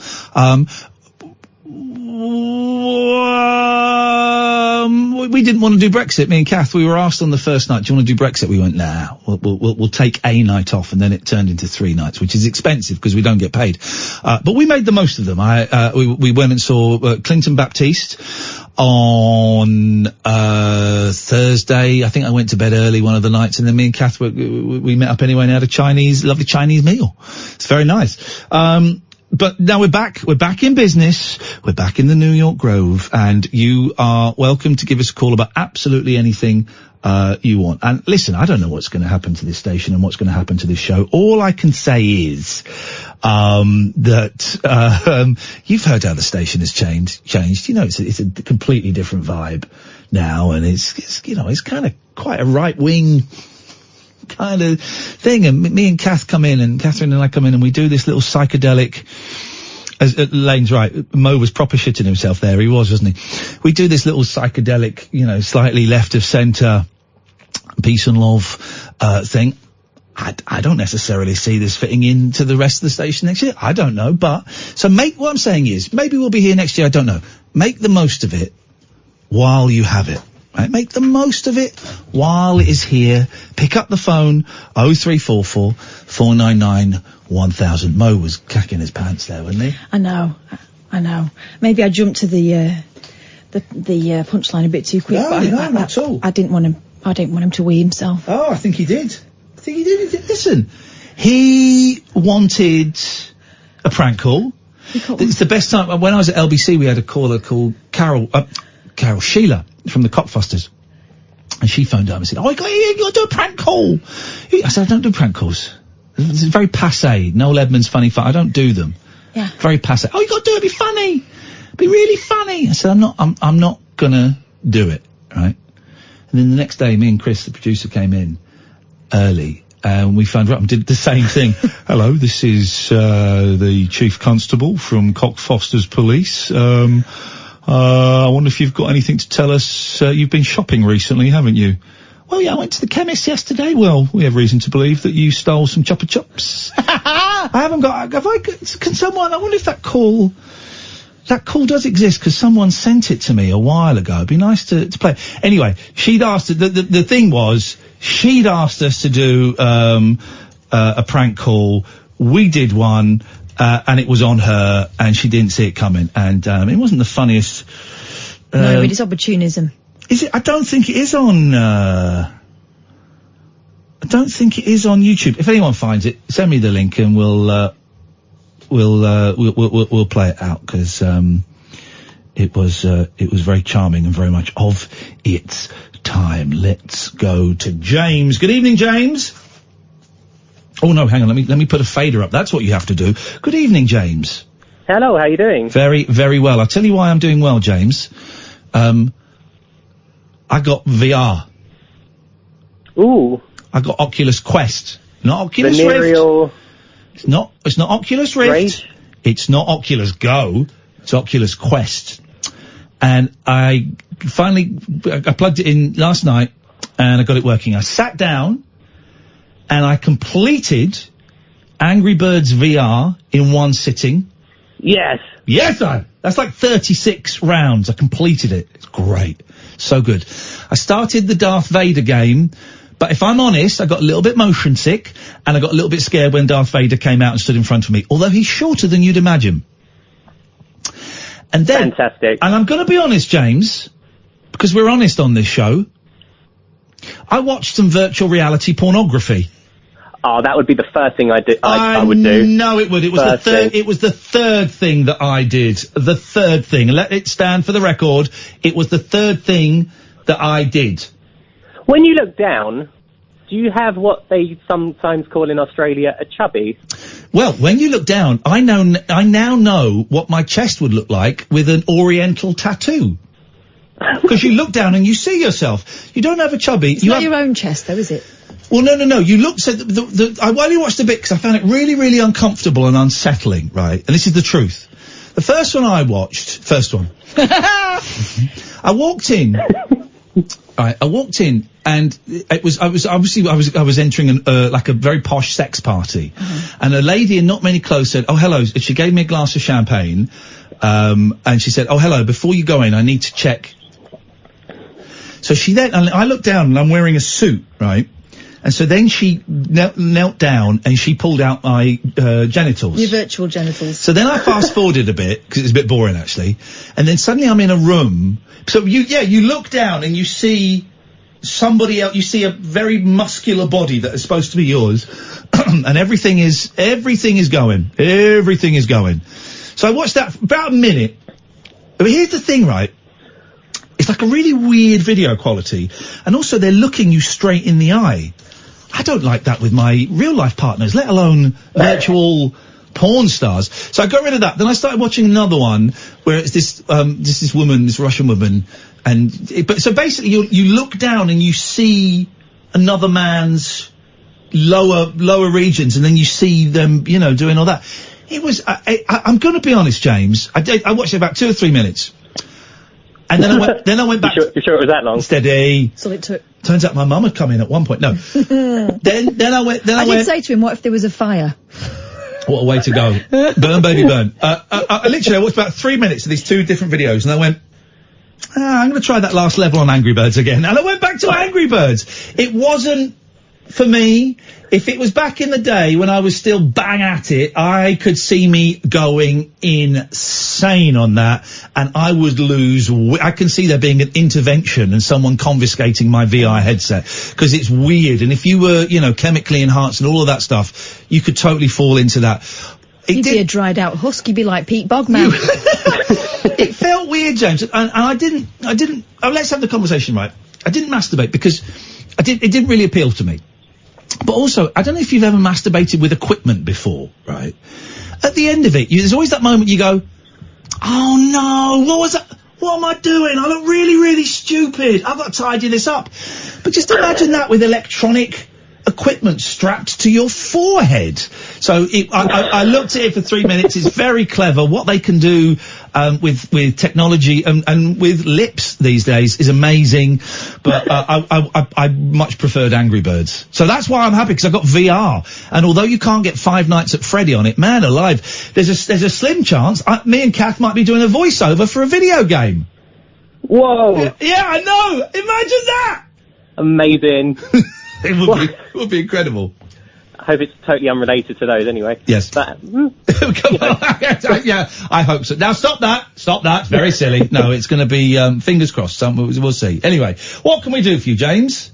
Well, something quite related, actually. Oh. In a weird way. So I was checking my email the other day. Sorry I missed Bath, by the way, but I was in Denver, Colorado. Hey, mate, that's okay. And it's somewhere they've legalized weed, and it's a weird kind of prediction of how it would be here. I mean, it was a 70s punk gig. Yeah. So everyone was totally mashed. Yeah. So it's a weird kind of prediction of how life would be here if it was legalized at gigs. But anyway, I was checking my emails, and one of the emails was the subject title was "Your password with my password," and it's a password that I've used to many, many sites. I know exactly where this is going. Go on. It's called sextortion. Yeah. Have you been sextorted? Yeah, I have. We thought you were a bit of a fan, James. We talked about this about 8 months ago, mate, so I'm not quite sure where you've been. No, I did. I did. I talked about it, because, I got an email. Well, go on, tell us what you said. I bet it's exactly the same. Yeah, I've been videoed satisfying in block capitals myself. If only your friends knew what you were into. Well, your friends do. Okay, mate. I don't think my girlfriend would even watch that if it was sent to her. Hey, I've been sent this video. I don't want to see that. I want to see the real thing. No, probably not that again. Oh, okay. Flipping it. Not that old thing. James is buff. Bet his old thing's great. Didn't mean to say it like that. That sounded, no, it's not my cup of tea. It's too young. Retract. Retract. I don't know. But anyway. Should I have not sent a Bitcoin then? Yeah. You didn't fall for it, did you? Because there was a part of me when I got it, my heart sank. A cold sweat. Huh? I did break out in a cold sweat though. I had exactly the same thing. My heart sank because it was a password that I've used for stuff. And I still use it. You should probably, I suggest you should change it. Yeah, but there's a website called Have You Been Pawned? As in PWNED. Okay, yeah. The other one. Yeah. And it shows you which websites have leaked your details. Oh. Give us the names of some of them, please. So, MySpace has leaked multiple times. I think Yahoo has too. MySpace. And so if you've been using, historically the same password for quite a long time, get to change it.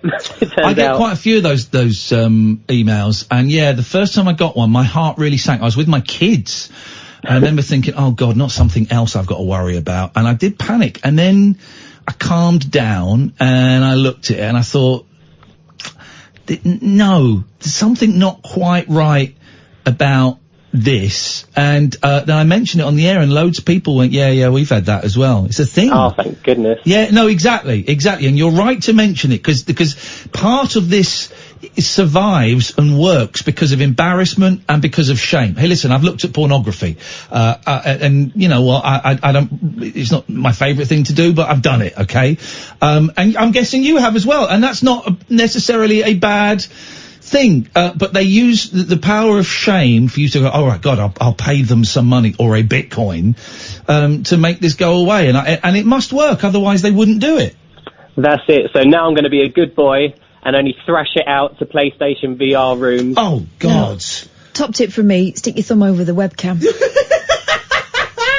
Boom, boom. Jonathan. Hi. Hello. Hello, Jonathan. Hello. Hello, Jonathan. Can you hear me? Not very well. Could Iain. you speak a little bit clearer, please? It's very muffled. You're rude. Oh. Shouldn't... I mean, at what point do we tell Mo? Yeah. We know this is Mo just doing a... I mean... Or should we just let hello? Should we just let the crying, or the crying? Yeah. We shouldn't let him cry. Let's just go along with it. Let's see what his punchline is. Okay. This is going to be well thought out. Okay. He's had plenty of time to do it. Yep, okay. All right. Yes, excuse me, sorry, Jonathan. Yes, Jonathan. Okay, let me do my punchline, okay? Okay, do the punchline. You've got to carry on doing the voice. I find you disgusting. Oh, bold move to change the accent on the last two syllables. I don't think he's doing it on purpose. Are we done, Joseph? Jonathan? And why is that? Is that the punchline, or is that just... That? No, it's almost. Because you don't defend our country. I don't defend our country. Because you don't talk about Brexit, innit? Okay, thanks very much indeed. You don't talk about Brexit, innit? Thank you very much. Seriously, though, the theft of that vibe is a serious offence. 0344 499 1000. Loads of people have sent me this. Thank you. This is the call I did to Sheila in... They're saying in 2006. The year I got married. For a month? Yeah. Why? LBC 97.3, the top 100 moments of the year. Number 2, Ian Lee. Monday to Friday evenings from 7 and Sunday nights with Triple M. I had the drive time show on LBC. Would you like me to do a prank call then? Didn't 2006 sound like 1986 then? Yeah, didn't it? Hang on, maybe this is, let me see, someone sent me a different thing. I wonder if this is, yeah, didn't it just? Let's try, is this the same version? Here we go. We don't really do prank calls because they're a bit penky. Bit Noel Edmonds, bit penky, a bit rubbish. But we had a challenge from one of our listeners the other day to prank call someone. Say, oh, no one will ever guess, everyone will guess it's in, they won't know, they won't fall for it. Well, we prank called her. She fell for it totally, she thought she was going to get arrested for stealing. I did feel a bit guilty doing it, as at one point I thought she was going to cry. We should have made her cry. And I thought that she wouldn't, you know, she would get it straight away. Oh, Ian, what are you doing, phoning me up? Because, as you know, I'm not very good at voices, as you'll hear from this. She didn't have a clue. Very good. Hello? Hello, can I buy my papers there. So you stop in there more than once? Yes. Okay. Well, I go in every day for my Mirror and Evening Standard. Okay, but technically it is the one stop. Yes. Okay. Exactly the same voice Mo was doing, and exactly the same copper voice you did. Don't know what you're talking about. The shops, please. Let me think. Round here, and it's only that's the only two shops. Oh, the chemist. Yes, the day before, she told me I had to do a prank call to someone, and that she would never fall for one. Exactly, yes, I thought so. Yes, the chemist, May I just say, Sheila, Yes. I have been speaking to the pharmacist in the chemist. Yes. And we have reason to believe that you have been stealing cough sweets from there. I don't use cough sweets. It might sound like a farcical thing, but to the value of £25.36. No. I don't even buy. I might have bought. We're not accusing you of buying cough sweets. That's not against the law. We're accusing you of stealing cough sweets. I haven't stolen anything. I'm not in the. I've never stolen a thing. The only thing I buy in the chemist is the medicine for my husband. Yes, and that's a legitimate purchase. Yes. Of course, that's acceptable. Yes. Benylin. Yes. What I need you to do, Sheila, if you could for me, Yes. is just to prove that you haven't been eating any cough sweets. Well, I've got lockets, but I haven't bought them Lockets. in the chemist. No, you haven't bought them in the chemist, have you? No, the lockets that I bought today, now what shop did I buy them in? I either bought them in One Stop. The One Stop again is a recurring theme in your life, isn't it, Sheila? Well, let me think. No, I've in the chemist I've bought the Benylin and my husband's prescription. Sheila, would you be prepared now for me to swear on oath Yes. that you haven't? I mean, we could come down, we could take you into the station, we could fingerprint you, we could question you, we could put you in the cells. What we could do is sort this out this way. If you could swear on oath for me now over the telephone you haven't stolen those cough sweets, that will be fine. Yes, I swear on oath I haven't stolen You any. need, if you could repeat after me, please. This is Sheila in the Cockfosters.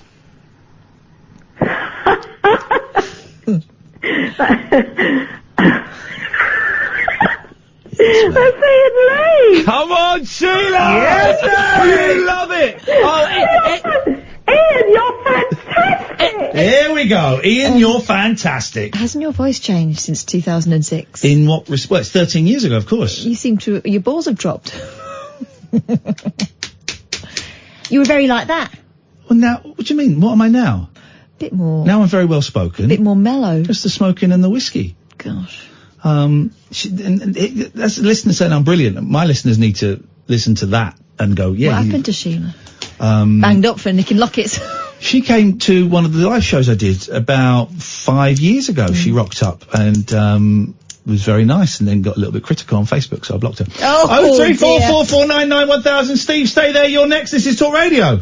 Experience the unconventional. Hello? The unpredictable. Don't you think that's a bit weird? And the completely unorthodox. It was my birthday. With rule-free Iain Lee. I was just trying to generate a bit of content. The Late Night Alternative with Iain Lee. Hate alarm clock, hate going to work. On Talk Radio. I didn't really block Sheila on Facebook, so she came to one of the shows I did in North London 5 years ago. And it was really nice. Thank you everyone who sent that, including her daughter Michelle. Just emailed it to me as well. 13 years ago, man. 13 years ago. How is time? How is it? I know it's a real cliche. It's like an old fart thing to say, but how is it going so quickly? Then I've just seen a picture of. We don't talk about the B word, right? So we won't. But I've just seen a picture. The first time first time certainly I'm aware of having seen a picture of Dominic Cummings. He's the same age as me, and he looks absolutely ancient. So do I look absolutely ancient? No. It's evil that will do that. Hey, Steve! Hi, Ian. Hello, Steve. The last time I properly spoke to you was about 10 years ago. Yes. It was on Absolute Radio. Okay, yeah. I gave you a little conundrum about Pinocchio. Don't know if that rings a bell. No. What happens if Pinocchio says my nose is about to grow? I don't remember you saying that. Well, oh, I see. If my nose is about to grow, it only grows when he lies. Well, that's not a lie. That's making an incorrect prediction. That's not the same as a lie. All right. Well, you found it better 10 years ago. What did I say 10 years ago? Bloody hell. What did I say 10 years ago? I think you said, like, that's brilliant, Steve. Like, thanks. Well, I'm a man now. I was a boy then, Steve. I'm a man. Yeah, I stick up for myself. I was gonna, cause I know, I suppose on a more serious note, you've, had your experience of grief over the years. Yes. Is that fair to say? Mm-hmm. I lost my mum 5 months ago. Oh man, I'm sorry to hear that. No, thank you. And I'm worried at the moment. I don't feel sad enough. I don't feel as sad as I should do. If that makes sense. How sad do you think you should feel? I don't know. Like have I not dealt with it properly yet? I don't know. Probably not. But that's not. Hey, listen, right? Grief affects everybody in so many different ways. And your body and your brain and your spirit and your soul are doing exactly what they need to do to get you through this. Now, some people will, just cry for 6 months and then they come out and they feel better. Some people will get angry. Some people will go and drink a lot. Some people will shag a lot. Some people will quit their job and travel around the world. Some people will work harder. So many different ways. And your body, let's call it, is, I don't know, it sounds like you've numbed a little bit. Does that sound about right? Maybe. I've got a 14-month-old baby too. What was she? I'm trying to do my math now, but if she was like 6-7 months when mum passed, but I guess yeah, not the distraction. That sounds like this shitty thing to say, but do you know what I mean? Like, I guess all my efforts have gone into that. You've been a dad. Well, yeah. You've been a dad. But and also it possibly because she died. It was pancreatic cancer she had. Yeah. So I don't know if between. It's pretty quick, isn't it? Yeah, it was 6 months, I think. Yeah. So. But I don't know. Maybe if some of the grief was in that 6 months, like before she went. If some of the grief happened. Here's the thing, Steve. There is no right or wrong way to grieve. Everybody does it differently, and most people will do it differently for different people. I know you think, it's Mum, and I should be crying, and maybe you're beating yourself up for not crying and thinking that makes you, I don't know, a crappy son or something like that. It doesn't. It makes you a human being. Everybody responds differently. My prediction, at some point in the next 3, 5, 10 years, you're going to watch a film, or you're going to watch an advert, or you're going to see your little girl singing in a school play, or you're going to watch a duck and its babies. You're going to see something and you're just going to burst into tears. It's my prediction. It may not be like that. You're just going to burst into tears and you're going to sob uncontrollably, and you think, well, why the hell am I crying at a duck and its babies? And then later that night you'll go, oh, I think I was crying for Mum at last.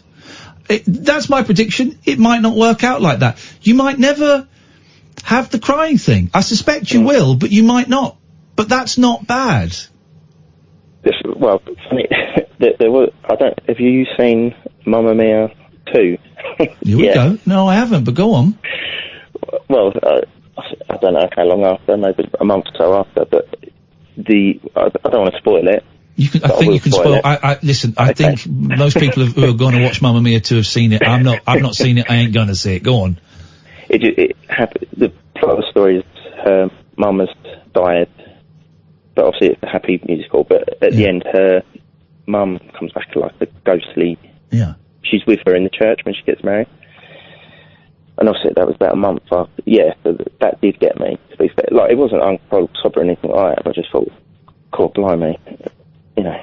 I'm crying over bloody Mamma Mia.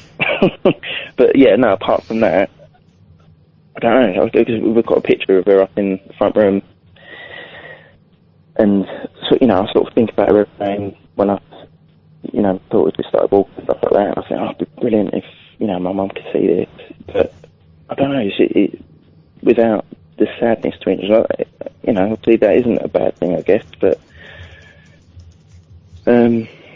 I don't know, so I suppose just trying to deal with my own head is it something I still haven't worked through in my head yet, or... You're working through it in your way. This is it.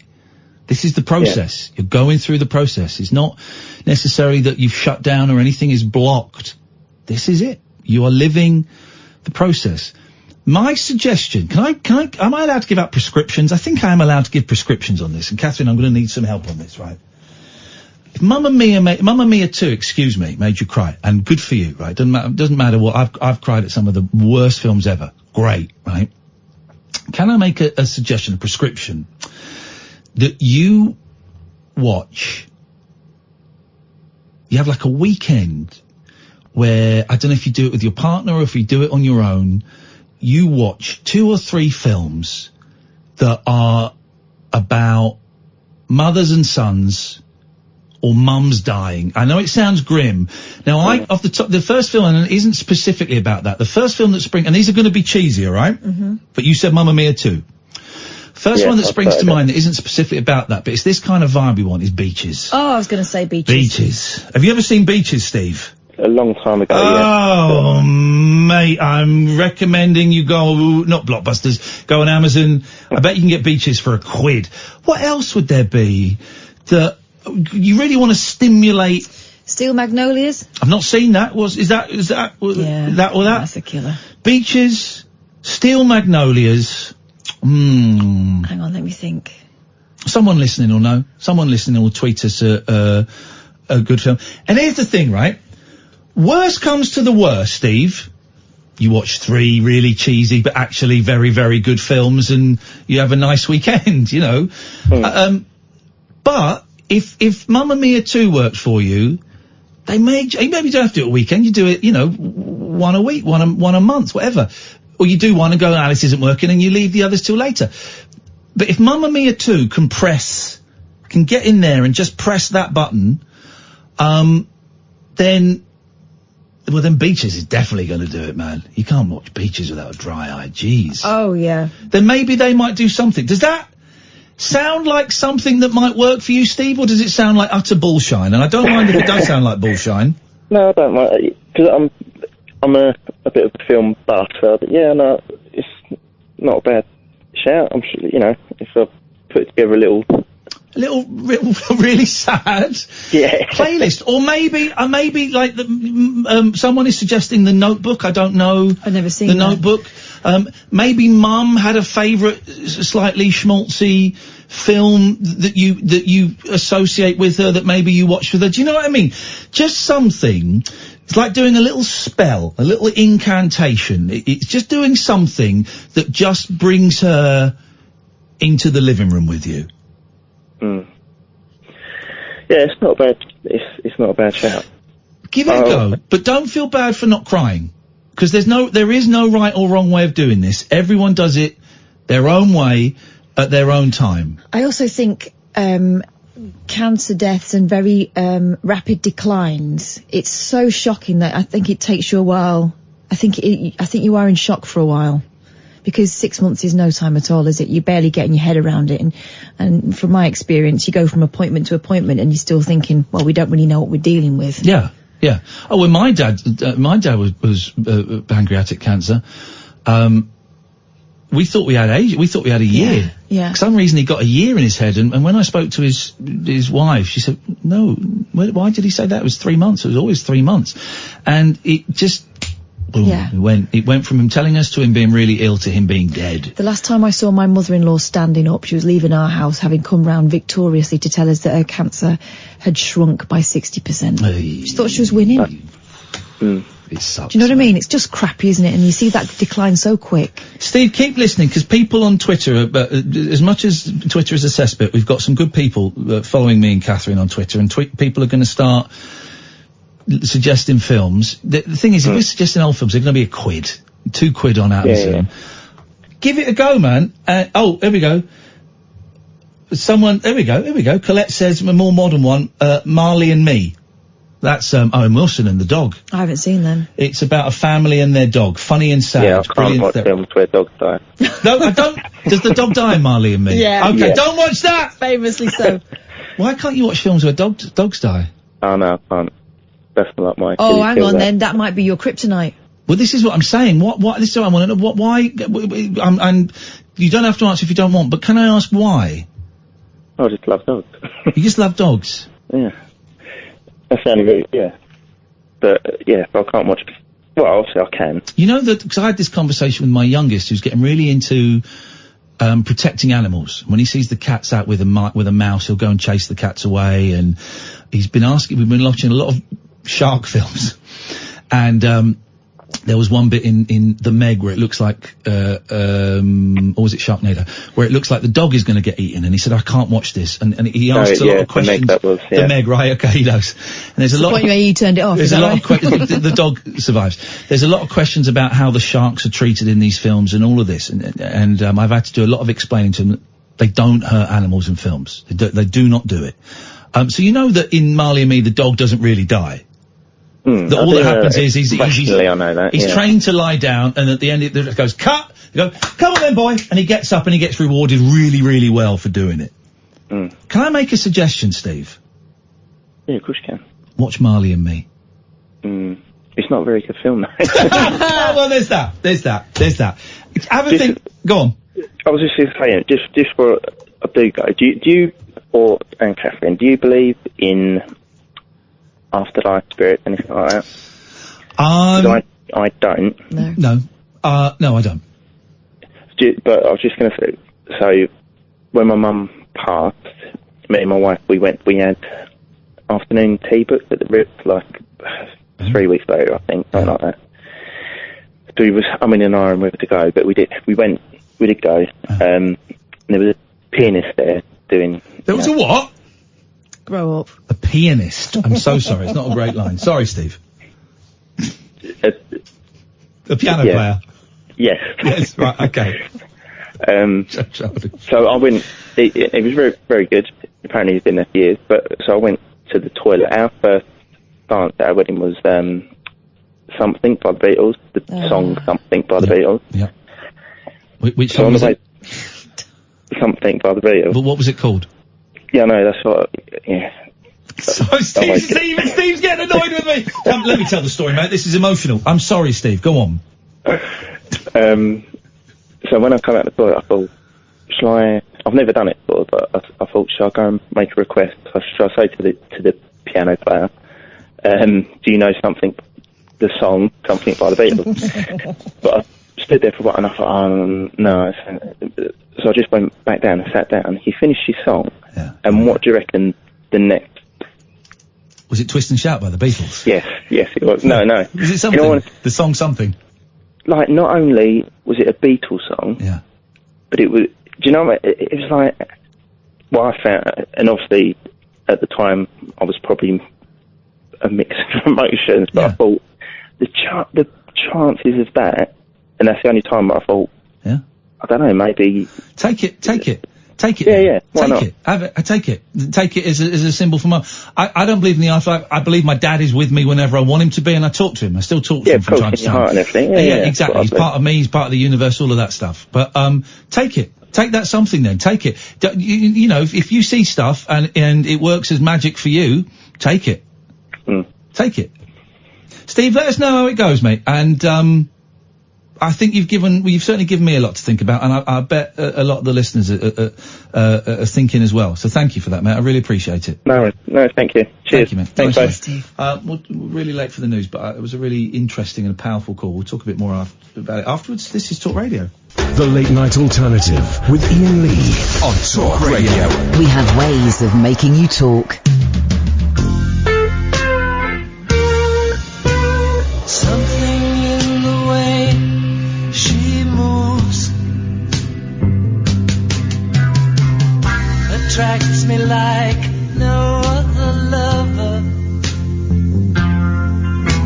Something in the way she woos me. I don't wanna leave her now. You know I believe in how.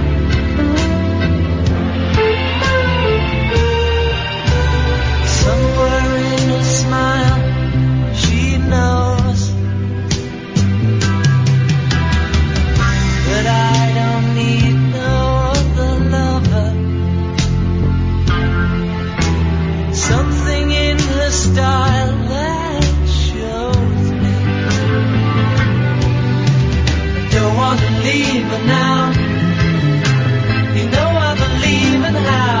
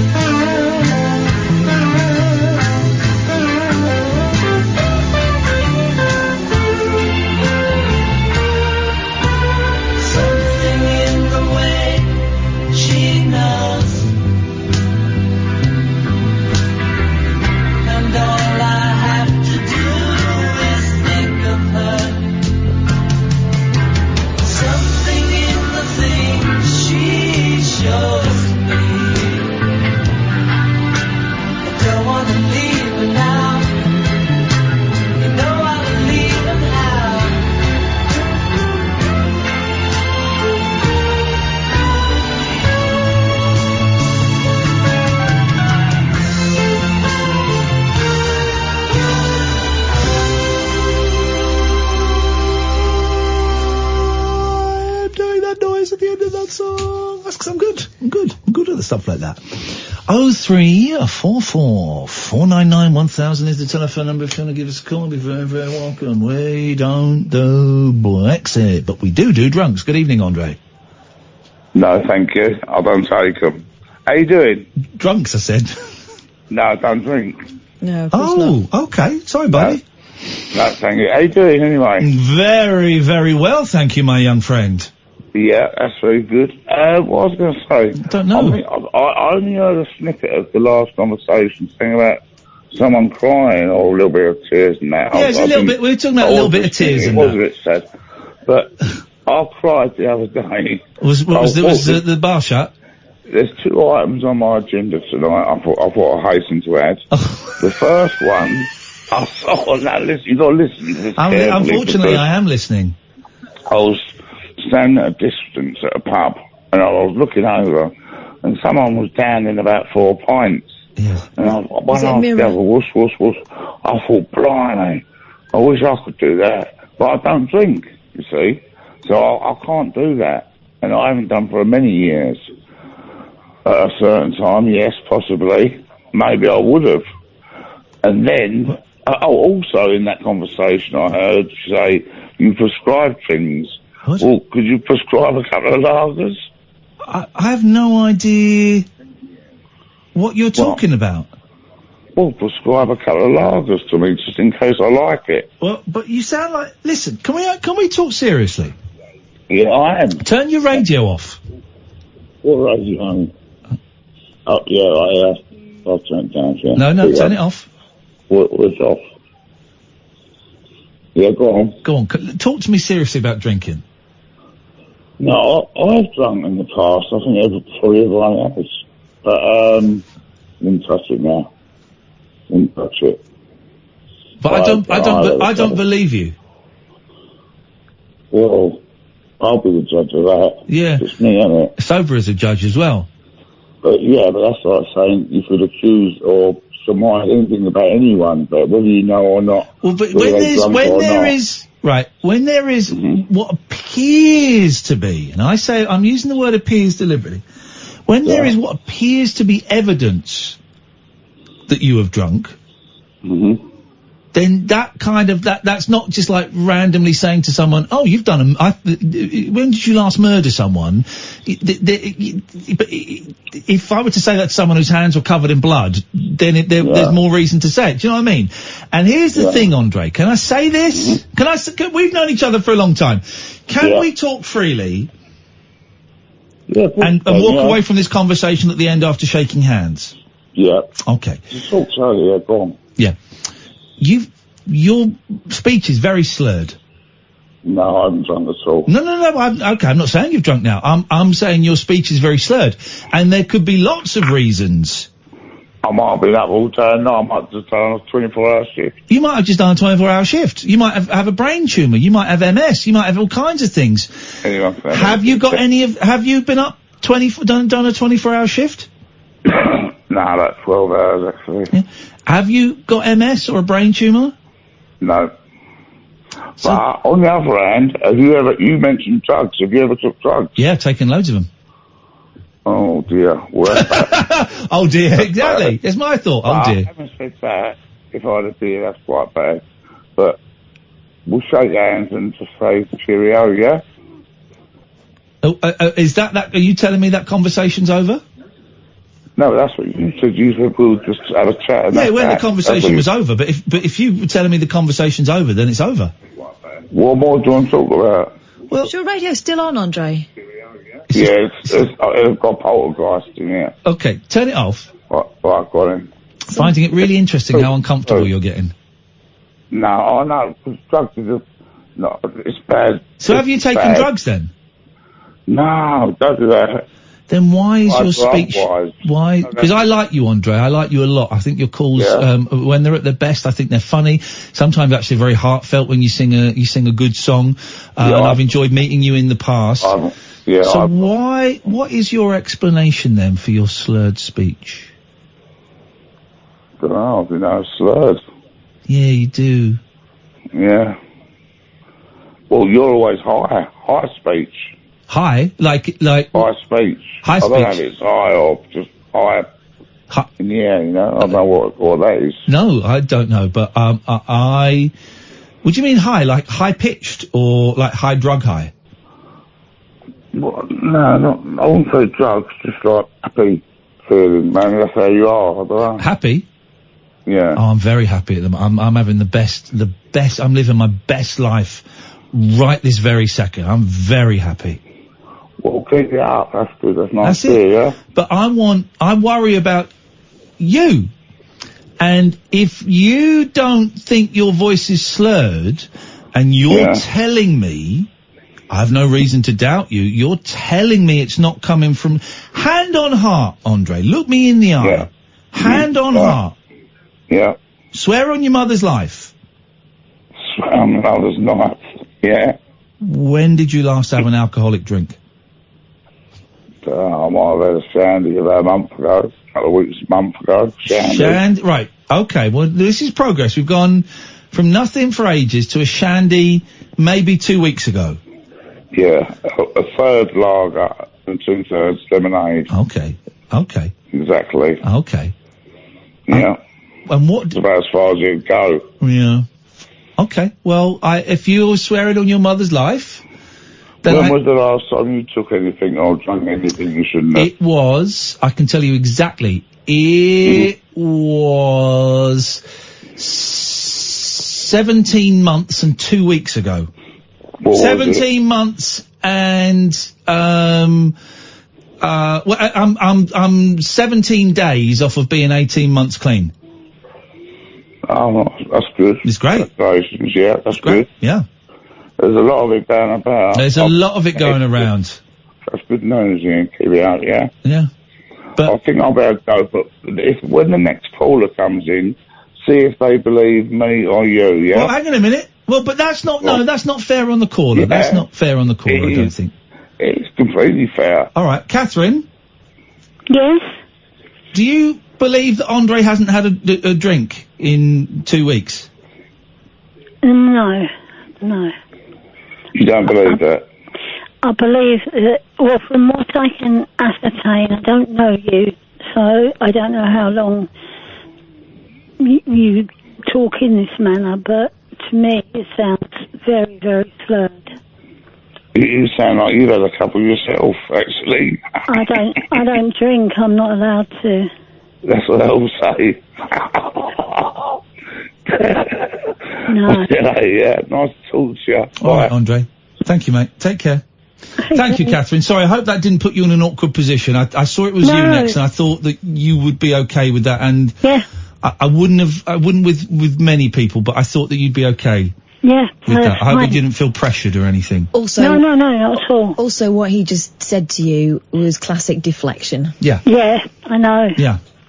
I find it fascinating. I find it fascinating and sad, and it's not my job to pry too much, but I think it is my job to pry a little bit, actually. I think it is. Well, if somebody puts themselves in an open situation, then it is fair game. Yeah, it is. You know, so how are you doing, Catherine? Yeah, I'm okay. I'm not too bad, actually. Excellent. What have you got for us on this? It's Tuesday night, Wednesday morning, isn't it? Yeah, nothing very exciting.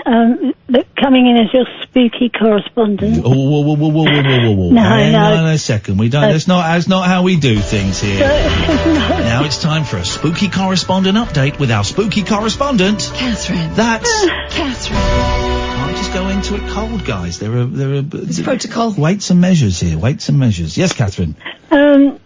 Right, okay, first and foremost, we had I don't know if you remember, we had a conversation on air with a lady called Susan, from Chelmsford, and she was looking for somebody to give a talk to her ghost. Oh, yeah, but yeah, spooky news. Yeah, so she, basically we had it arranged for the 31st of October, Halloween.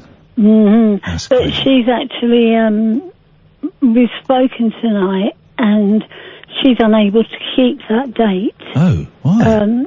Apparently her sister is having her 50th wedding anniversary. She didn't know about it? No. This sounds like apparently bullshine. not. Apparently not. But she can't miss that. And I said to her, look, that's fine, don't worry. Yeah. And she wants to do it sometime early next year. Oh, okay, that sounds to me like the classic fob off. So I said to her, that's fine. And then she said to me, if you're speaking to Talk Radio, could you just let them know that it's all off? Yeah. But I wasn't aware she'd actually brokered it as a date or an event. Wow, this is... But anyway, I thought I'm going to phone up tonight and let you know. Thank you very much. Well, Catherine, let's cancel the tickets. Man. Cancel the night off. We will not be going. You will not be going. Oh, that sounds like a classic fob off. I've had those. A bit busy. Tell you what, in the new year, in the first half of 2020, I'll give you a shout. Give you a shout. Then next time you phone her up, oh no, she not live here no more. That's what you're going to get. It's awful. Yeah. And secondly, the guy that phoned in and he was talking about his mum passing. It's a difficult thing and it's difficult to watch, but your advice was very good. And also, if it helps him to keep a journal, just for himself, or he can write his mum a letter. Yeah, that's good. Seal it. Don't do anything with it. If he wants to post it, then he can go somewhere that was special to him and his mum, and he can just set fire to it. Read it out loud. Read it out loud, burn it, and then blow the ashes away. That's it. Yeah, you can do that. But it is difficult. But if he can get a film called My Life with Michael Keaton and Nicole Kidman. Oh, I think I remember that. Sounds good. Yeah. That's, the father is basically dying of cancer. Yeah. And he makes a video for his little unborn as yet son. But it's a hard film to watch, but it is absolutely wonderful. Yeah, I remember Catherine, that film. That's an excellent suggestion, and thank you for your call. It's appreciated. 03444991000. I left job in medicine to become a porn star. Is one of the stories. Oh, right, okay. Sorry, it wasn't a confession from me. And we've got chat. It's fate. This is Talk Radio. Across the UK, online and on DAB. The Late Night Alternative with Iain Lee on Talk Radio. And the switchboard is empty. It's all right. If you want to join us, you can. 03444991000. The book is doing very well. Very, very well. What's it called? Here it goes now. Here's the thing. Here's the thing. The Late Night Alternative transcripts, with all profits, I think it's £12.99 and £5.98 of that is profit. All profits going to the Samaritans. We've sold 245 copies. That's £1,449.56. What we'll do is we'll take this to the end of September. And then I think whatever we've got at the end of September, we'll give it to the Samaritans, kind of reset the clock a little bit. And then, we'll kind of give you an update at the end of every month, and it won't, this will be the month where it makes loads of money, 1,500 quid nearly. We might get up to £2,000, you never know. And then at the end of each month, we'll just give you a little update of how much we're sending that month. So that sounds fair enough, doesn't it? I think that kind of works. But nearly 1,500 quid for the Samaritans. Well done, everybody. That is something very, very impressive. Sylvia Sage, SAIGE, if you're looking, as I just did, be careful, NSFW. She's the real deal. Worked hard at school, went to university and landed herself a top medicine job working in radiology.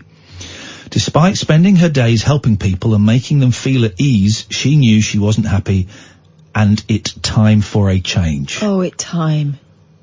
It's idiots. I wrote an article, a 500-word article today for Retro Gamer about playing Tetris for the first time. Did you write It Good Game?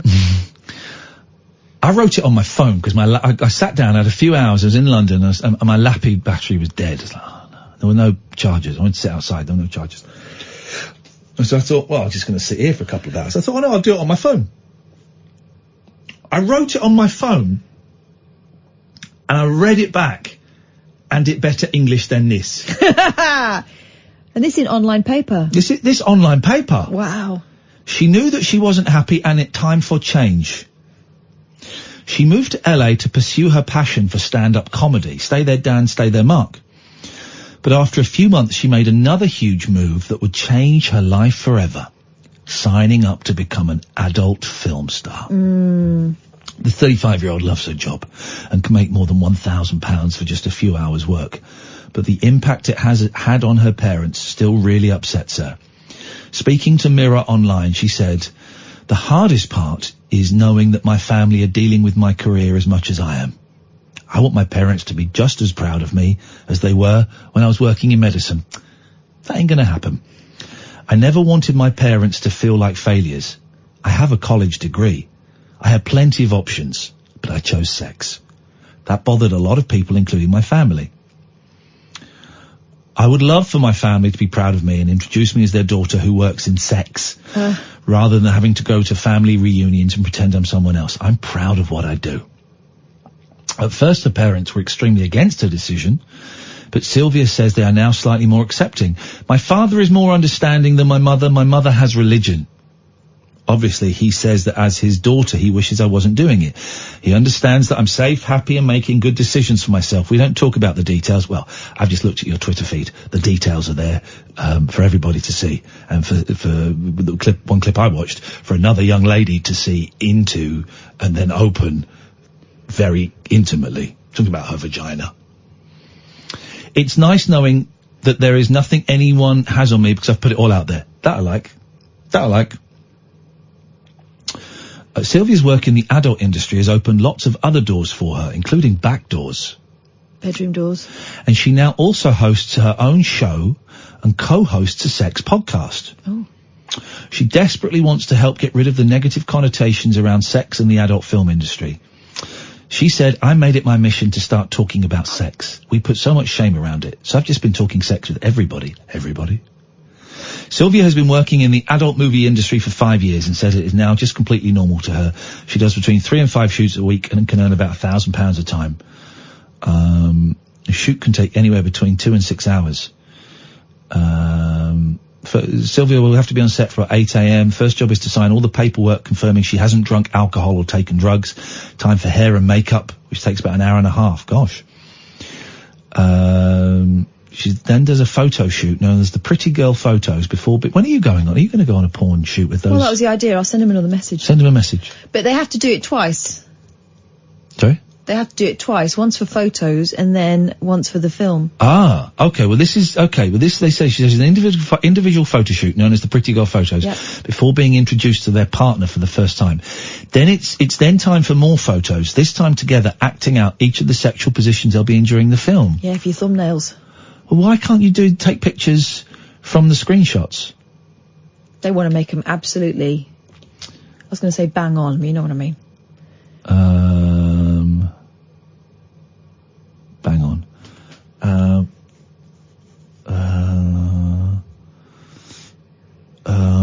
I mean, she's a very attractive young woman. If she's happy doing it, that's fine, isn't it? You're not sure?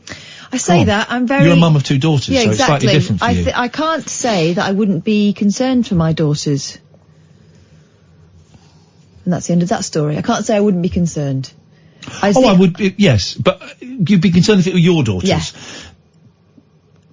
Is it possible to separate that thought and speak specifically about her? Grown women are entitled to do with their bodies exactly as they please, and as long as they're not hurting anybody.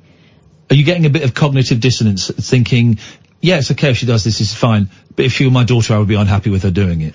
I wouldn't say I'd be unhappy with it. I'd be worried about her. Yeah. But I'd be unhappy if my boys... And again, it's different for men and women, so I know it's coming at this from a slightly different thing. I would be unhappy if my children did this, and I've watched porn, but I would be unhappy. Especially at the moment, from what I know from listening to John Ronson's podcasts and from speaking to people who are in the industry, it is an industry at the moment where people are chewed up and spat out more frequently than they become stars. You know, your Jenna Jamesons are few and far between, and there are a lot of girls heading to the Valley at the moment, and they get used for a matter of months and then they're not used anymore. So, you know, it's work, but it's a cutthroat business. But she's worked for 5 years. She's obviously doing something right. She must be exhausted, though. 3 shoots a week. Flipping heck. I can barely 1 shoot a month these days. Terrible behaviour. Let's do a couple of these, then we'll do It's Fate. It's Fate. I can't remember what it's called. Evening, Dan. Good evening, Ian. Good evening, Dan. What have you got for us? Good evening, Kath, as well, by the way. I'm a first-time caller. Are you on speakerphone? I am not on speakerphone. Are you on a headset? 100%. Are you on a headset? I'm not. I'm on my mobile. Do I sound useless? You sound like you're talking down a tube. He does sound he's got a toilet roll. Go on, I'll take your word for it then, go on. Well, I don't want to ruin your radio show with a crappy No, don't line. worry, Kath's done that already, so we're fine. Shut your face. Shut your face. Go on, Dan, Well, what no, you I got? just had a little bit of, I found it an amusing story, so I thought the listeners might as well, just about a guy I don't work with him anymore, because it actually got in the sack. Oh, yeah. But no, it's just a guy, I didn't know him that well, we worked together a little while, he was a contractor here, but he was in the tea room last week, we've got like tea locker rooms, and he was down there in his break time, and he broke like a little plastic bracket, I'm not sure what it was off of, but somehow he's got himself in a position where he's trying to open a tube of super glue, and the super glue is one of them little metal, sort of, the ones, the small little metal tubes. Yeah, tube of super glue, yeah. Exactly. Well, some come in a little plastic pack, a little metal tube of super glue, which is quite an old one, and he's ended up cracking the metal tube. Oh, so easily done. It's still all over his hand. Yeah. Right. And without thinking, he grabbed a kettle which was nearby that had only just recently been boiled, poured it all over the hand with the super glue on it, he's put it on both hands, but he poured it all over his hands and washed the super glue off stupidly, and then realised 10 seconds later that he can't actually put the kettle down either. No, he's not stuck to the boiling hot kettle. He's got 30-degree burns on one hand with a freshly boiled kettle, and a kettle stuck to the other hand. So he had to be driven up to A&E with burns and a super glued hand, and a kettle stuck to the other one. It was brilliant. We all laughed hysterically for ages. Hang on. So he's okay. He's got 3rd-degree burns. It's obviously a very traumatic event. He's got a kettle. He's going to be Edward Kettle Hands for the rest of his life. That's fine. But he got the sack just for being an idiot. Well, yeah, to be fair, he was like a temporary contractor type guy, so I don't think he really had a full-time contract here anyway. So whether he was only on a month's contract or a 3-month contract, I'm not quite sure, but he didn't get renewed, and he's not come back. Dan, first-time call. That's a great call. I'll have that. Thank you very much indeed. Super glue I used to be terrified of as a kid, and then I used it as an adult, and it's like, I've deliberately tried to stick my fingers together to see. Thank you for that, Dan. I've stuck my fingers together. I've stuck my. But I did it for a laugh. All right. I dropped some on my jeans once, and it just stuck through my jeans to my leg. That was bad. It was always like you'd always see an image as a kid of a kid who had super glued his eye together. That's idiot. You just think idiot. What are you looking at glue that closely for? Mind you, do you watch what's it called? Police 5. Operation Ouch. My kids watch Operation Ouch with the twin doctors. Have you seen those guys? No, I haven't. Van Tuliken or something. Their surname is. Their name You've been writing these online articles. Their name be Van Tuliken. Anyways, the kids, they have on every single episode, there's a story of someone who's ended up in A&E for having something shoved up generally up their noses. Okay, could be worse then. Yeah, I mean, it's the kids version. I think the late night version is something else. Yeah. Anyway, me and the kids watching, it's like watching the beginning of Casualty. It's like, so Sarah is watching television with her brother and she's eating raisins and she was throwing them up in the air and catching them with her mouth, and we were like, no, she wasn't. She was picking her nose. Every single time, the thing ends up their noses. Yeah. Yeah. Dirty. I hate kids. Kids and Ian Duncan Smith are disgusting. Let's go to Mark. Good evening, Mark. Hello, Ian. Hello, Kath. Hi, Mark. Ian, I've got a film for that fella to watch. Oh, go on. I think it was called something like Fried Green Tomatoes at the Wheel Stop Cafe or something. Years ago. Yes, Fried Green Tomatoes at the Whistle Stop Cafe. Now, That's the one, yeah. Now, is Julia Roberts in again, that? I yes. love Julia Roberts. Yeah, and She's Kathy great. Bates, I think, is in it as well. Hattie from what I know. Jakes? I mean, it was years ago. Hattie Jakes? Kathy. No, not Kathy Hattie Bates. I think it's Hattie Jakes. Am I right in thinking that Janine Garofalo's in it as well? Yeah, I think you could be right, Catherine. Love Yeah, her. but I remember bawling my eyes out, and I was that film sort of stayed with me. You know what I mean? I have not seen that, but I love a film that's supposed to make me cry like that. Beautiful. I've got another quick idea for you, Ian. If you put an ad in a couple of newspapers and a couple of billboards, and put guaranteed no Brexit talk, I reckon you'd get a million listeners overnight. Wow, and this guy's obviously researched these numbers. He knows what he's doing. I agree. I think this, I do think this should be our unique selling point. So I would call it the late night alternative. And unfortunately, 3 days over the past week, our boss blinked, and I know why he felt he had to. I disagree, but I wasn't disagreeing enough that I was going to argue with him. I went, okay, if that's what you want to do, but he knows I thought it was a wrong call to make. But yeah, a couple of billboards, that'd be nice. A couple of billboards would be nice, Roop. Come on, mate. Pull your finger out. Ain't never going to happen, is it? That's the thing. But Mark, thank you. I appreciate that. And I think you're right. 21 hours is enough. That's 21 hours on this station. Every other station is done 24 hours. You've got like 100 hours a day of Brexit. And it's what is there to say? What is there to say? Hetty says, use margarine to remove superglue. It was discovered by a doctor in Bradford when a child glued their mouth shut. Oh. Margarine. Tempted. I'm so tempted. Unfortunately, I'm a butter person, so... I'm so tempted. Now I'm at home. Gave myself motion sickness the other night playing VR. And I'm there on my own, just feeling sick. But because I live on my own now, this is the kind of stuff I do because I get bored. To stop me, falling back down bad ways, I'd be sat there going, that thing about margarine and superglue, I've got some superglue somewhere. And I'll do it, and I'll stick my fingers together, and I go, oh shit, I've got no margarine. And I'll have to drive down to Tesco with my fingers stuck together. But I'm up for giving that a go. Don't you do it at home. Let me be the one. Scientific Let me be the one. What is that song? Let me be the one. Right, it's not, You're Still the One by Shania Twain. That's out of the, Let me be the one.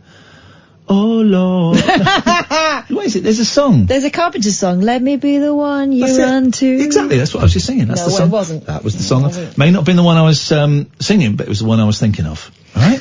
Thank you very much indeed. We'll take a quick break. 0344 499 1000. Then when we come back, we're going to get some really spooky stories, and we're going to scare you. This is Talk Radio. The radio show that knows truth is always stranger than fiction. Week Monday, I get shoes. The Late Night Alternative with Iain Lee. Because they're too real to be part of my imagination. On Talk Radio. We just had a bit of a rush of calls, so we might do Chat's Fate tonight. We might do it tomorrow. Let's just see. But we've got a couple of calls. But also, Hannah is trolling me. Is she? On Twitter, right? I'm going to read the tweet she's just tweeted, and you tell me if this is trolling, right? If you sit on newspaper, it helps with motion sickness. True, no joke. Huh? That's trolling, right? Well... You sit on newspaper, it helps with motion sickness? What? Yeah, that sounds like balls, doesn't it? I'm going to report that tweet. Do it. I'm reporting that as... medical claims. Yeah. False. You sit on newspaper. Hannah, just think about what you've typed to me 1 minute ago. Next thing you'll be saying, those little plastic tails that used to put on the end of cars.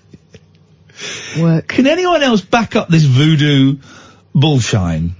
Because they're supposed to be, if you put your feet in paper bags when you're flying, you don't get jet lag. Shut up. That's the thing. That was the thing. Put your feet in paper bags, you don't get jet lag. Right, and there are people that will swear by that. Yeah. Bullshine artists. What is this with paper then? Noisy paper seems to be the key. Maybe these are ancient arts that we've lost touch with. Hannah, you're very, very close, very, very close to being reported to not just Twitter, but also to the police. Authorities. And to Dr. Ranj. I love Dr. Ranj. Dr. Ranj and Dr. Raj. Mm-hmm. And if there are any other doctors with the combination of those letters, you're getting reported to as well, 'cause that sounds like absolute bullshine. Let's go to Matthew. Good evening, Matthew. Good evening. How are you? Very well, Matthew. What have you got for us tonight? Well, I'm just wondering if everyone thinks that the general public are idiots. I think a lot of them are, yeah. Do you? Yeah, I do, judging from some of the phone calls we get. Oh, well, I can understand that. But I don't know. I can't despair. How thick the general public are? Well, not how thick the people that think they know what the general public think. Do you think you know what the general public think? What are you thinking?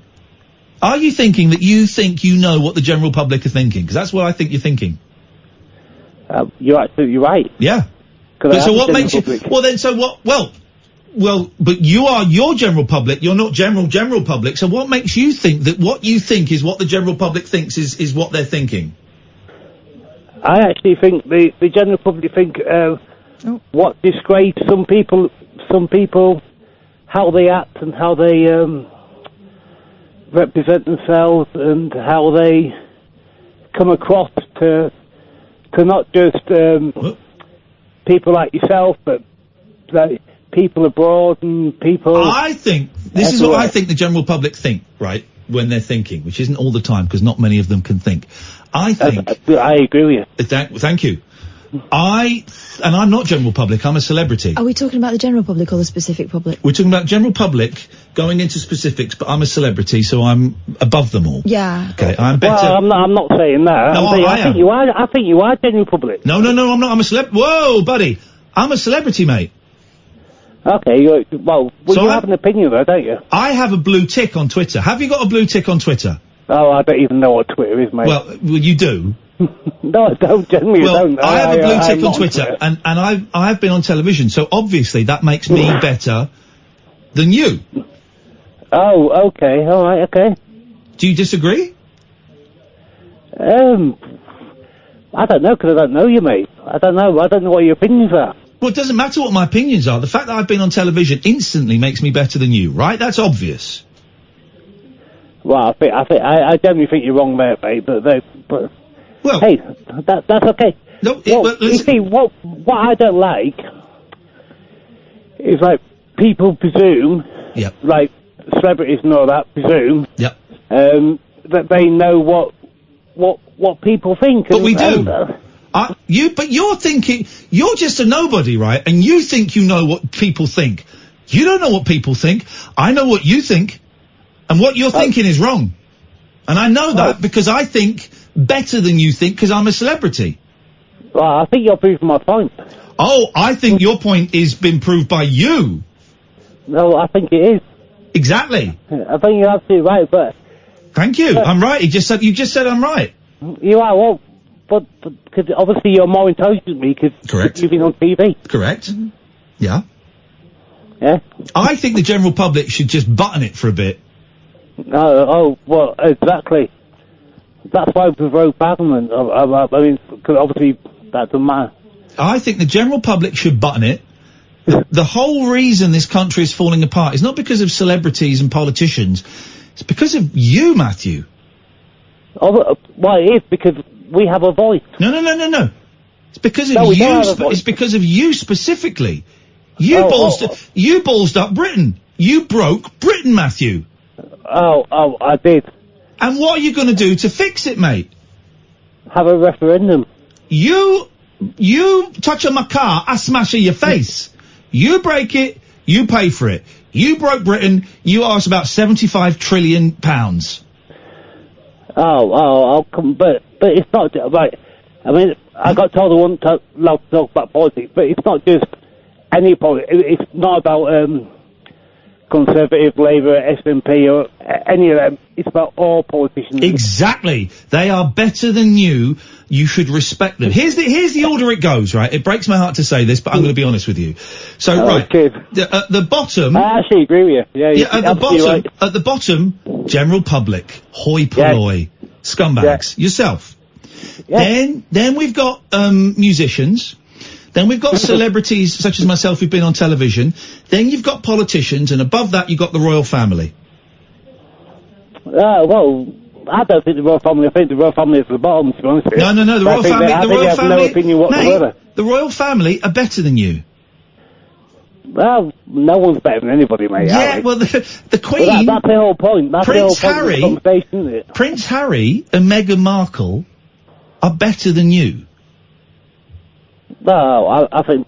I don't agree with that, mate. But you're wrong. No, and one's I can tell anybody, you you're wrong because I've been on television. I've been on Good Morning Britain with Piers Morgan. So I can tell you categorically that you are wrong. No, obviously you can do it, because obviously Piers Morgan is absolutely right in everything he says. Yeah. But I'm glad we agree on something.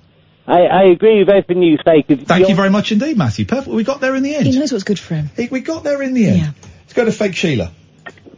Oh no, I didn't want to be a negative call right at the end. Oh, okay, we might have another call after you. Thank you. Okay, so... Why has everyone got their radios on tonight? I haven't got my radio. Well, what can I hear in the background? That's stupid Richard, isn't it? Playing a computer game. Can you go somewhere where we can't hear someone talking in the back? Shut up! Shut your mouth up! Oh, God. Hello. Yeah. So what I was going to say to you was, that's Steve that was saying about his mum. Yes. Grieving. I really felt for that call. And you prescribed him Marley and Me. And what really touched me is that you really got it about how when somebody deteriorates really rapidly, you don't really have a chance to get used to it. And that's what's happening with me at the moment, but unfortunately it's happened with both my dad and my dog. So I'm thinking, should I still watch Marley and Me? I would like to. Well, here's the thing, that was a very specific prescription for, it was Steve, wasn't it? I think it was a very specific prescription for Steve. If you don't feel up to it... I've never seen that film. I know it's an old film. I don't think it's not supposed to be very good, but there's not necessarily about... Well, it's not necessarily about these films being good. It's about them... Triggering something. But, and I think it would with me, but... But maybe is the time right? But also, the reason I phoned is 'cause I don't think you may be related with it, but Steve was saying about, I think, a song that reminded him of his mum, and he was asking if he believes in the afterlife. So Dad has been in a care home and in hospital since I spoke to Kath, which I think was in July. I don't know if she remembers that. Of course I remember. Thank you. So it's been the worst couple of months of my life. So every day, every evening is visiting Dad in a care home. And I never thought that would happen because it happened so suddenly. So I do go there, and today was in hospital, and a couple of weeks ago it was Mum and Dad's anniversary, and she asked me not to go, so she went on her own. And they're not really into music. I love my music, but I didn't grow up in a household that loved music particularly. We like music, the kids, but my parents didn't. They were sort of too serious for that. So we didn't know what music they liked or anything like that. And my mum went in that day with my younger brother, and they went in, and I didn't even realise why she'd asked me not to go, but it was their wedding anniversary. Oh. So Dad, he spent his birthday this year and their wedding anniversary in a care home. And we'd put a radio in, but he hadn't listened to it, but they turned it on that day. And the first song, I think this is similar to what Steve said, the first song that came in, Mum never knew this, ever. Never heard about it. The first song that came on was the song that they danced to at their wedding, which was a song called Band of Gold. I don't even know the song. I think it's probably some 70s song or something. There's a band of gold. It's a song that's about being left on your wedding day, so... Oh no! Blimey. It's not. It's not, is it? Now that you're gone, all that's left is a band of gold. Yeah, you're right. Flipping Oh, it. no. People play at weddings all the time because I think they just read the title. Yeah. Oh no, that's apparently their wedding song. But Mum was so happy. She was like, "Oh, I can't believe, he doesn't know anything." But we turned on the radio and that was the song. And then the care assistant came in and started singing, and my brother started dancing, and that felt like there was something there. Yeah. So, I just wanted to say to Steve that it may not be anything, but sometimes it is. Sometimes I've never heard that song. I've never heard of it, but sometimes that can mean a lot. Yeah, well, it's whatever meaning you extrapolate from it is great. Now, I'm not going to tell anyone you're wrong. That's not what it means. It's whatever meaning you get from it is beautiful and is magical and is wonderful, and go with it. It's difficult, isn't it? Everything that's going on is difficult with everybody at the moment. Everything is difficult at the moment. I do feel that, bloody hell, we've had some difficult calls lately. I'm probably one of them, but... No, we've had, I don't think, do you know what, I don't think they've been difficult tonight. I think we've had, I understand why you would say that, but I've found them very easy to talk to and to kick some ideas around. There've been some emotional calls, but I don't find those difficult. No, but I've missed you guys when you've not been on. Me too. It's terrible when you're not on. I love the fact you did the conga. I saw it through the streets of Bath on Saturday night. It was great. But the thing is, you couldn't do that in London, could you? Because you get stabbed. You get stabbed, knife crime. You'd either get sold crack cocaine or get stabbed. So I would like to buy tickets to London, but I don't think it's online yet. No, it's not online yet. I'm not confirmed the date with them, actually. I will chase that up on Friday. I'll chase that Are you going to do a game show like you did last year? The plan, as far as I know, is to do 2 shows. So we do a game show, like a sort of Christmas party. Oh God, I want to go. I want to get tickets to that. And then straight after, so that would last like an hour and a half, and then we'd do a rabbit hole straight after that would last an hour and a half. You have to get tickets for both, and we'd probably have a little deal if you bought tickets for both, or you could buy tickets for one and not the other. But I'm waiting for I emailed the Bill Murray in August, and they said get back to us in September. I know it's difficult because London's like you're in and out, and what I've seen you do on the rabbit hole in other places other than London, it's so free and everyone is having a good time, but I just get the impression in London it's like on the time that you can't I just feel that you can't be yourselves, or is that not it? Who? Us or you? No, you! We can't be ourselves when we're on stage? No, I mean that you're on a schedule. But we're on a schedule for all of them. Oh, right, okay. Yeah. So will you do conga on the street in London? Probably not. That's what I mean. Why? Because we've done it. We've done it. Oh, okay. We don't like repeating ourselves. We're already, because that was a spontaneous, well, it wasn't that spontaneous. We're just as we were leaving my house, I said to Kath, why does no one do the conga anymore? Is that a London thing, or is it all everywhere? And we just got talking about it. I said, I wonder if we could do the conga. No, it's not a London thing. It's not a Northern thing, because I've stayed with family in Wales and they do that there. It's a great British thing. It's a great British. So can you do something else in London? Not conga, but find something else. We'll definitely do something else, We're going to do a wicked show. But outside, once you finished it, do something else. Well, it's slightly difficult because of there are houses there. Okay. As there were in Bath, so it's possible. It depends if we have the same. Yeah, do you know what? I almost bought tickets to Bath today. I was thinking about today. I logged on. I was going to buy the today. No, I logged on for tickets for Bath in November. Oh. And I thought I'm going to buy them. We're not going to Bath in November. Going to Brighton. Oh, Brighton. Sorry, Brighton. Jeez. Yes. Brighton. Yes. So is that more free?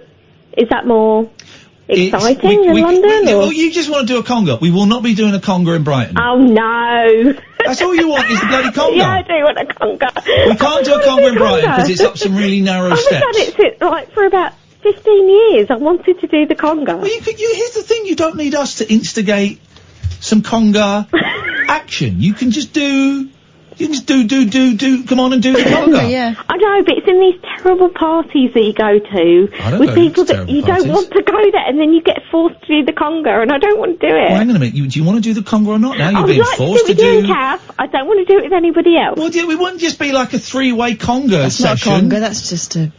Yeah, but if we... Bye.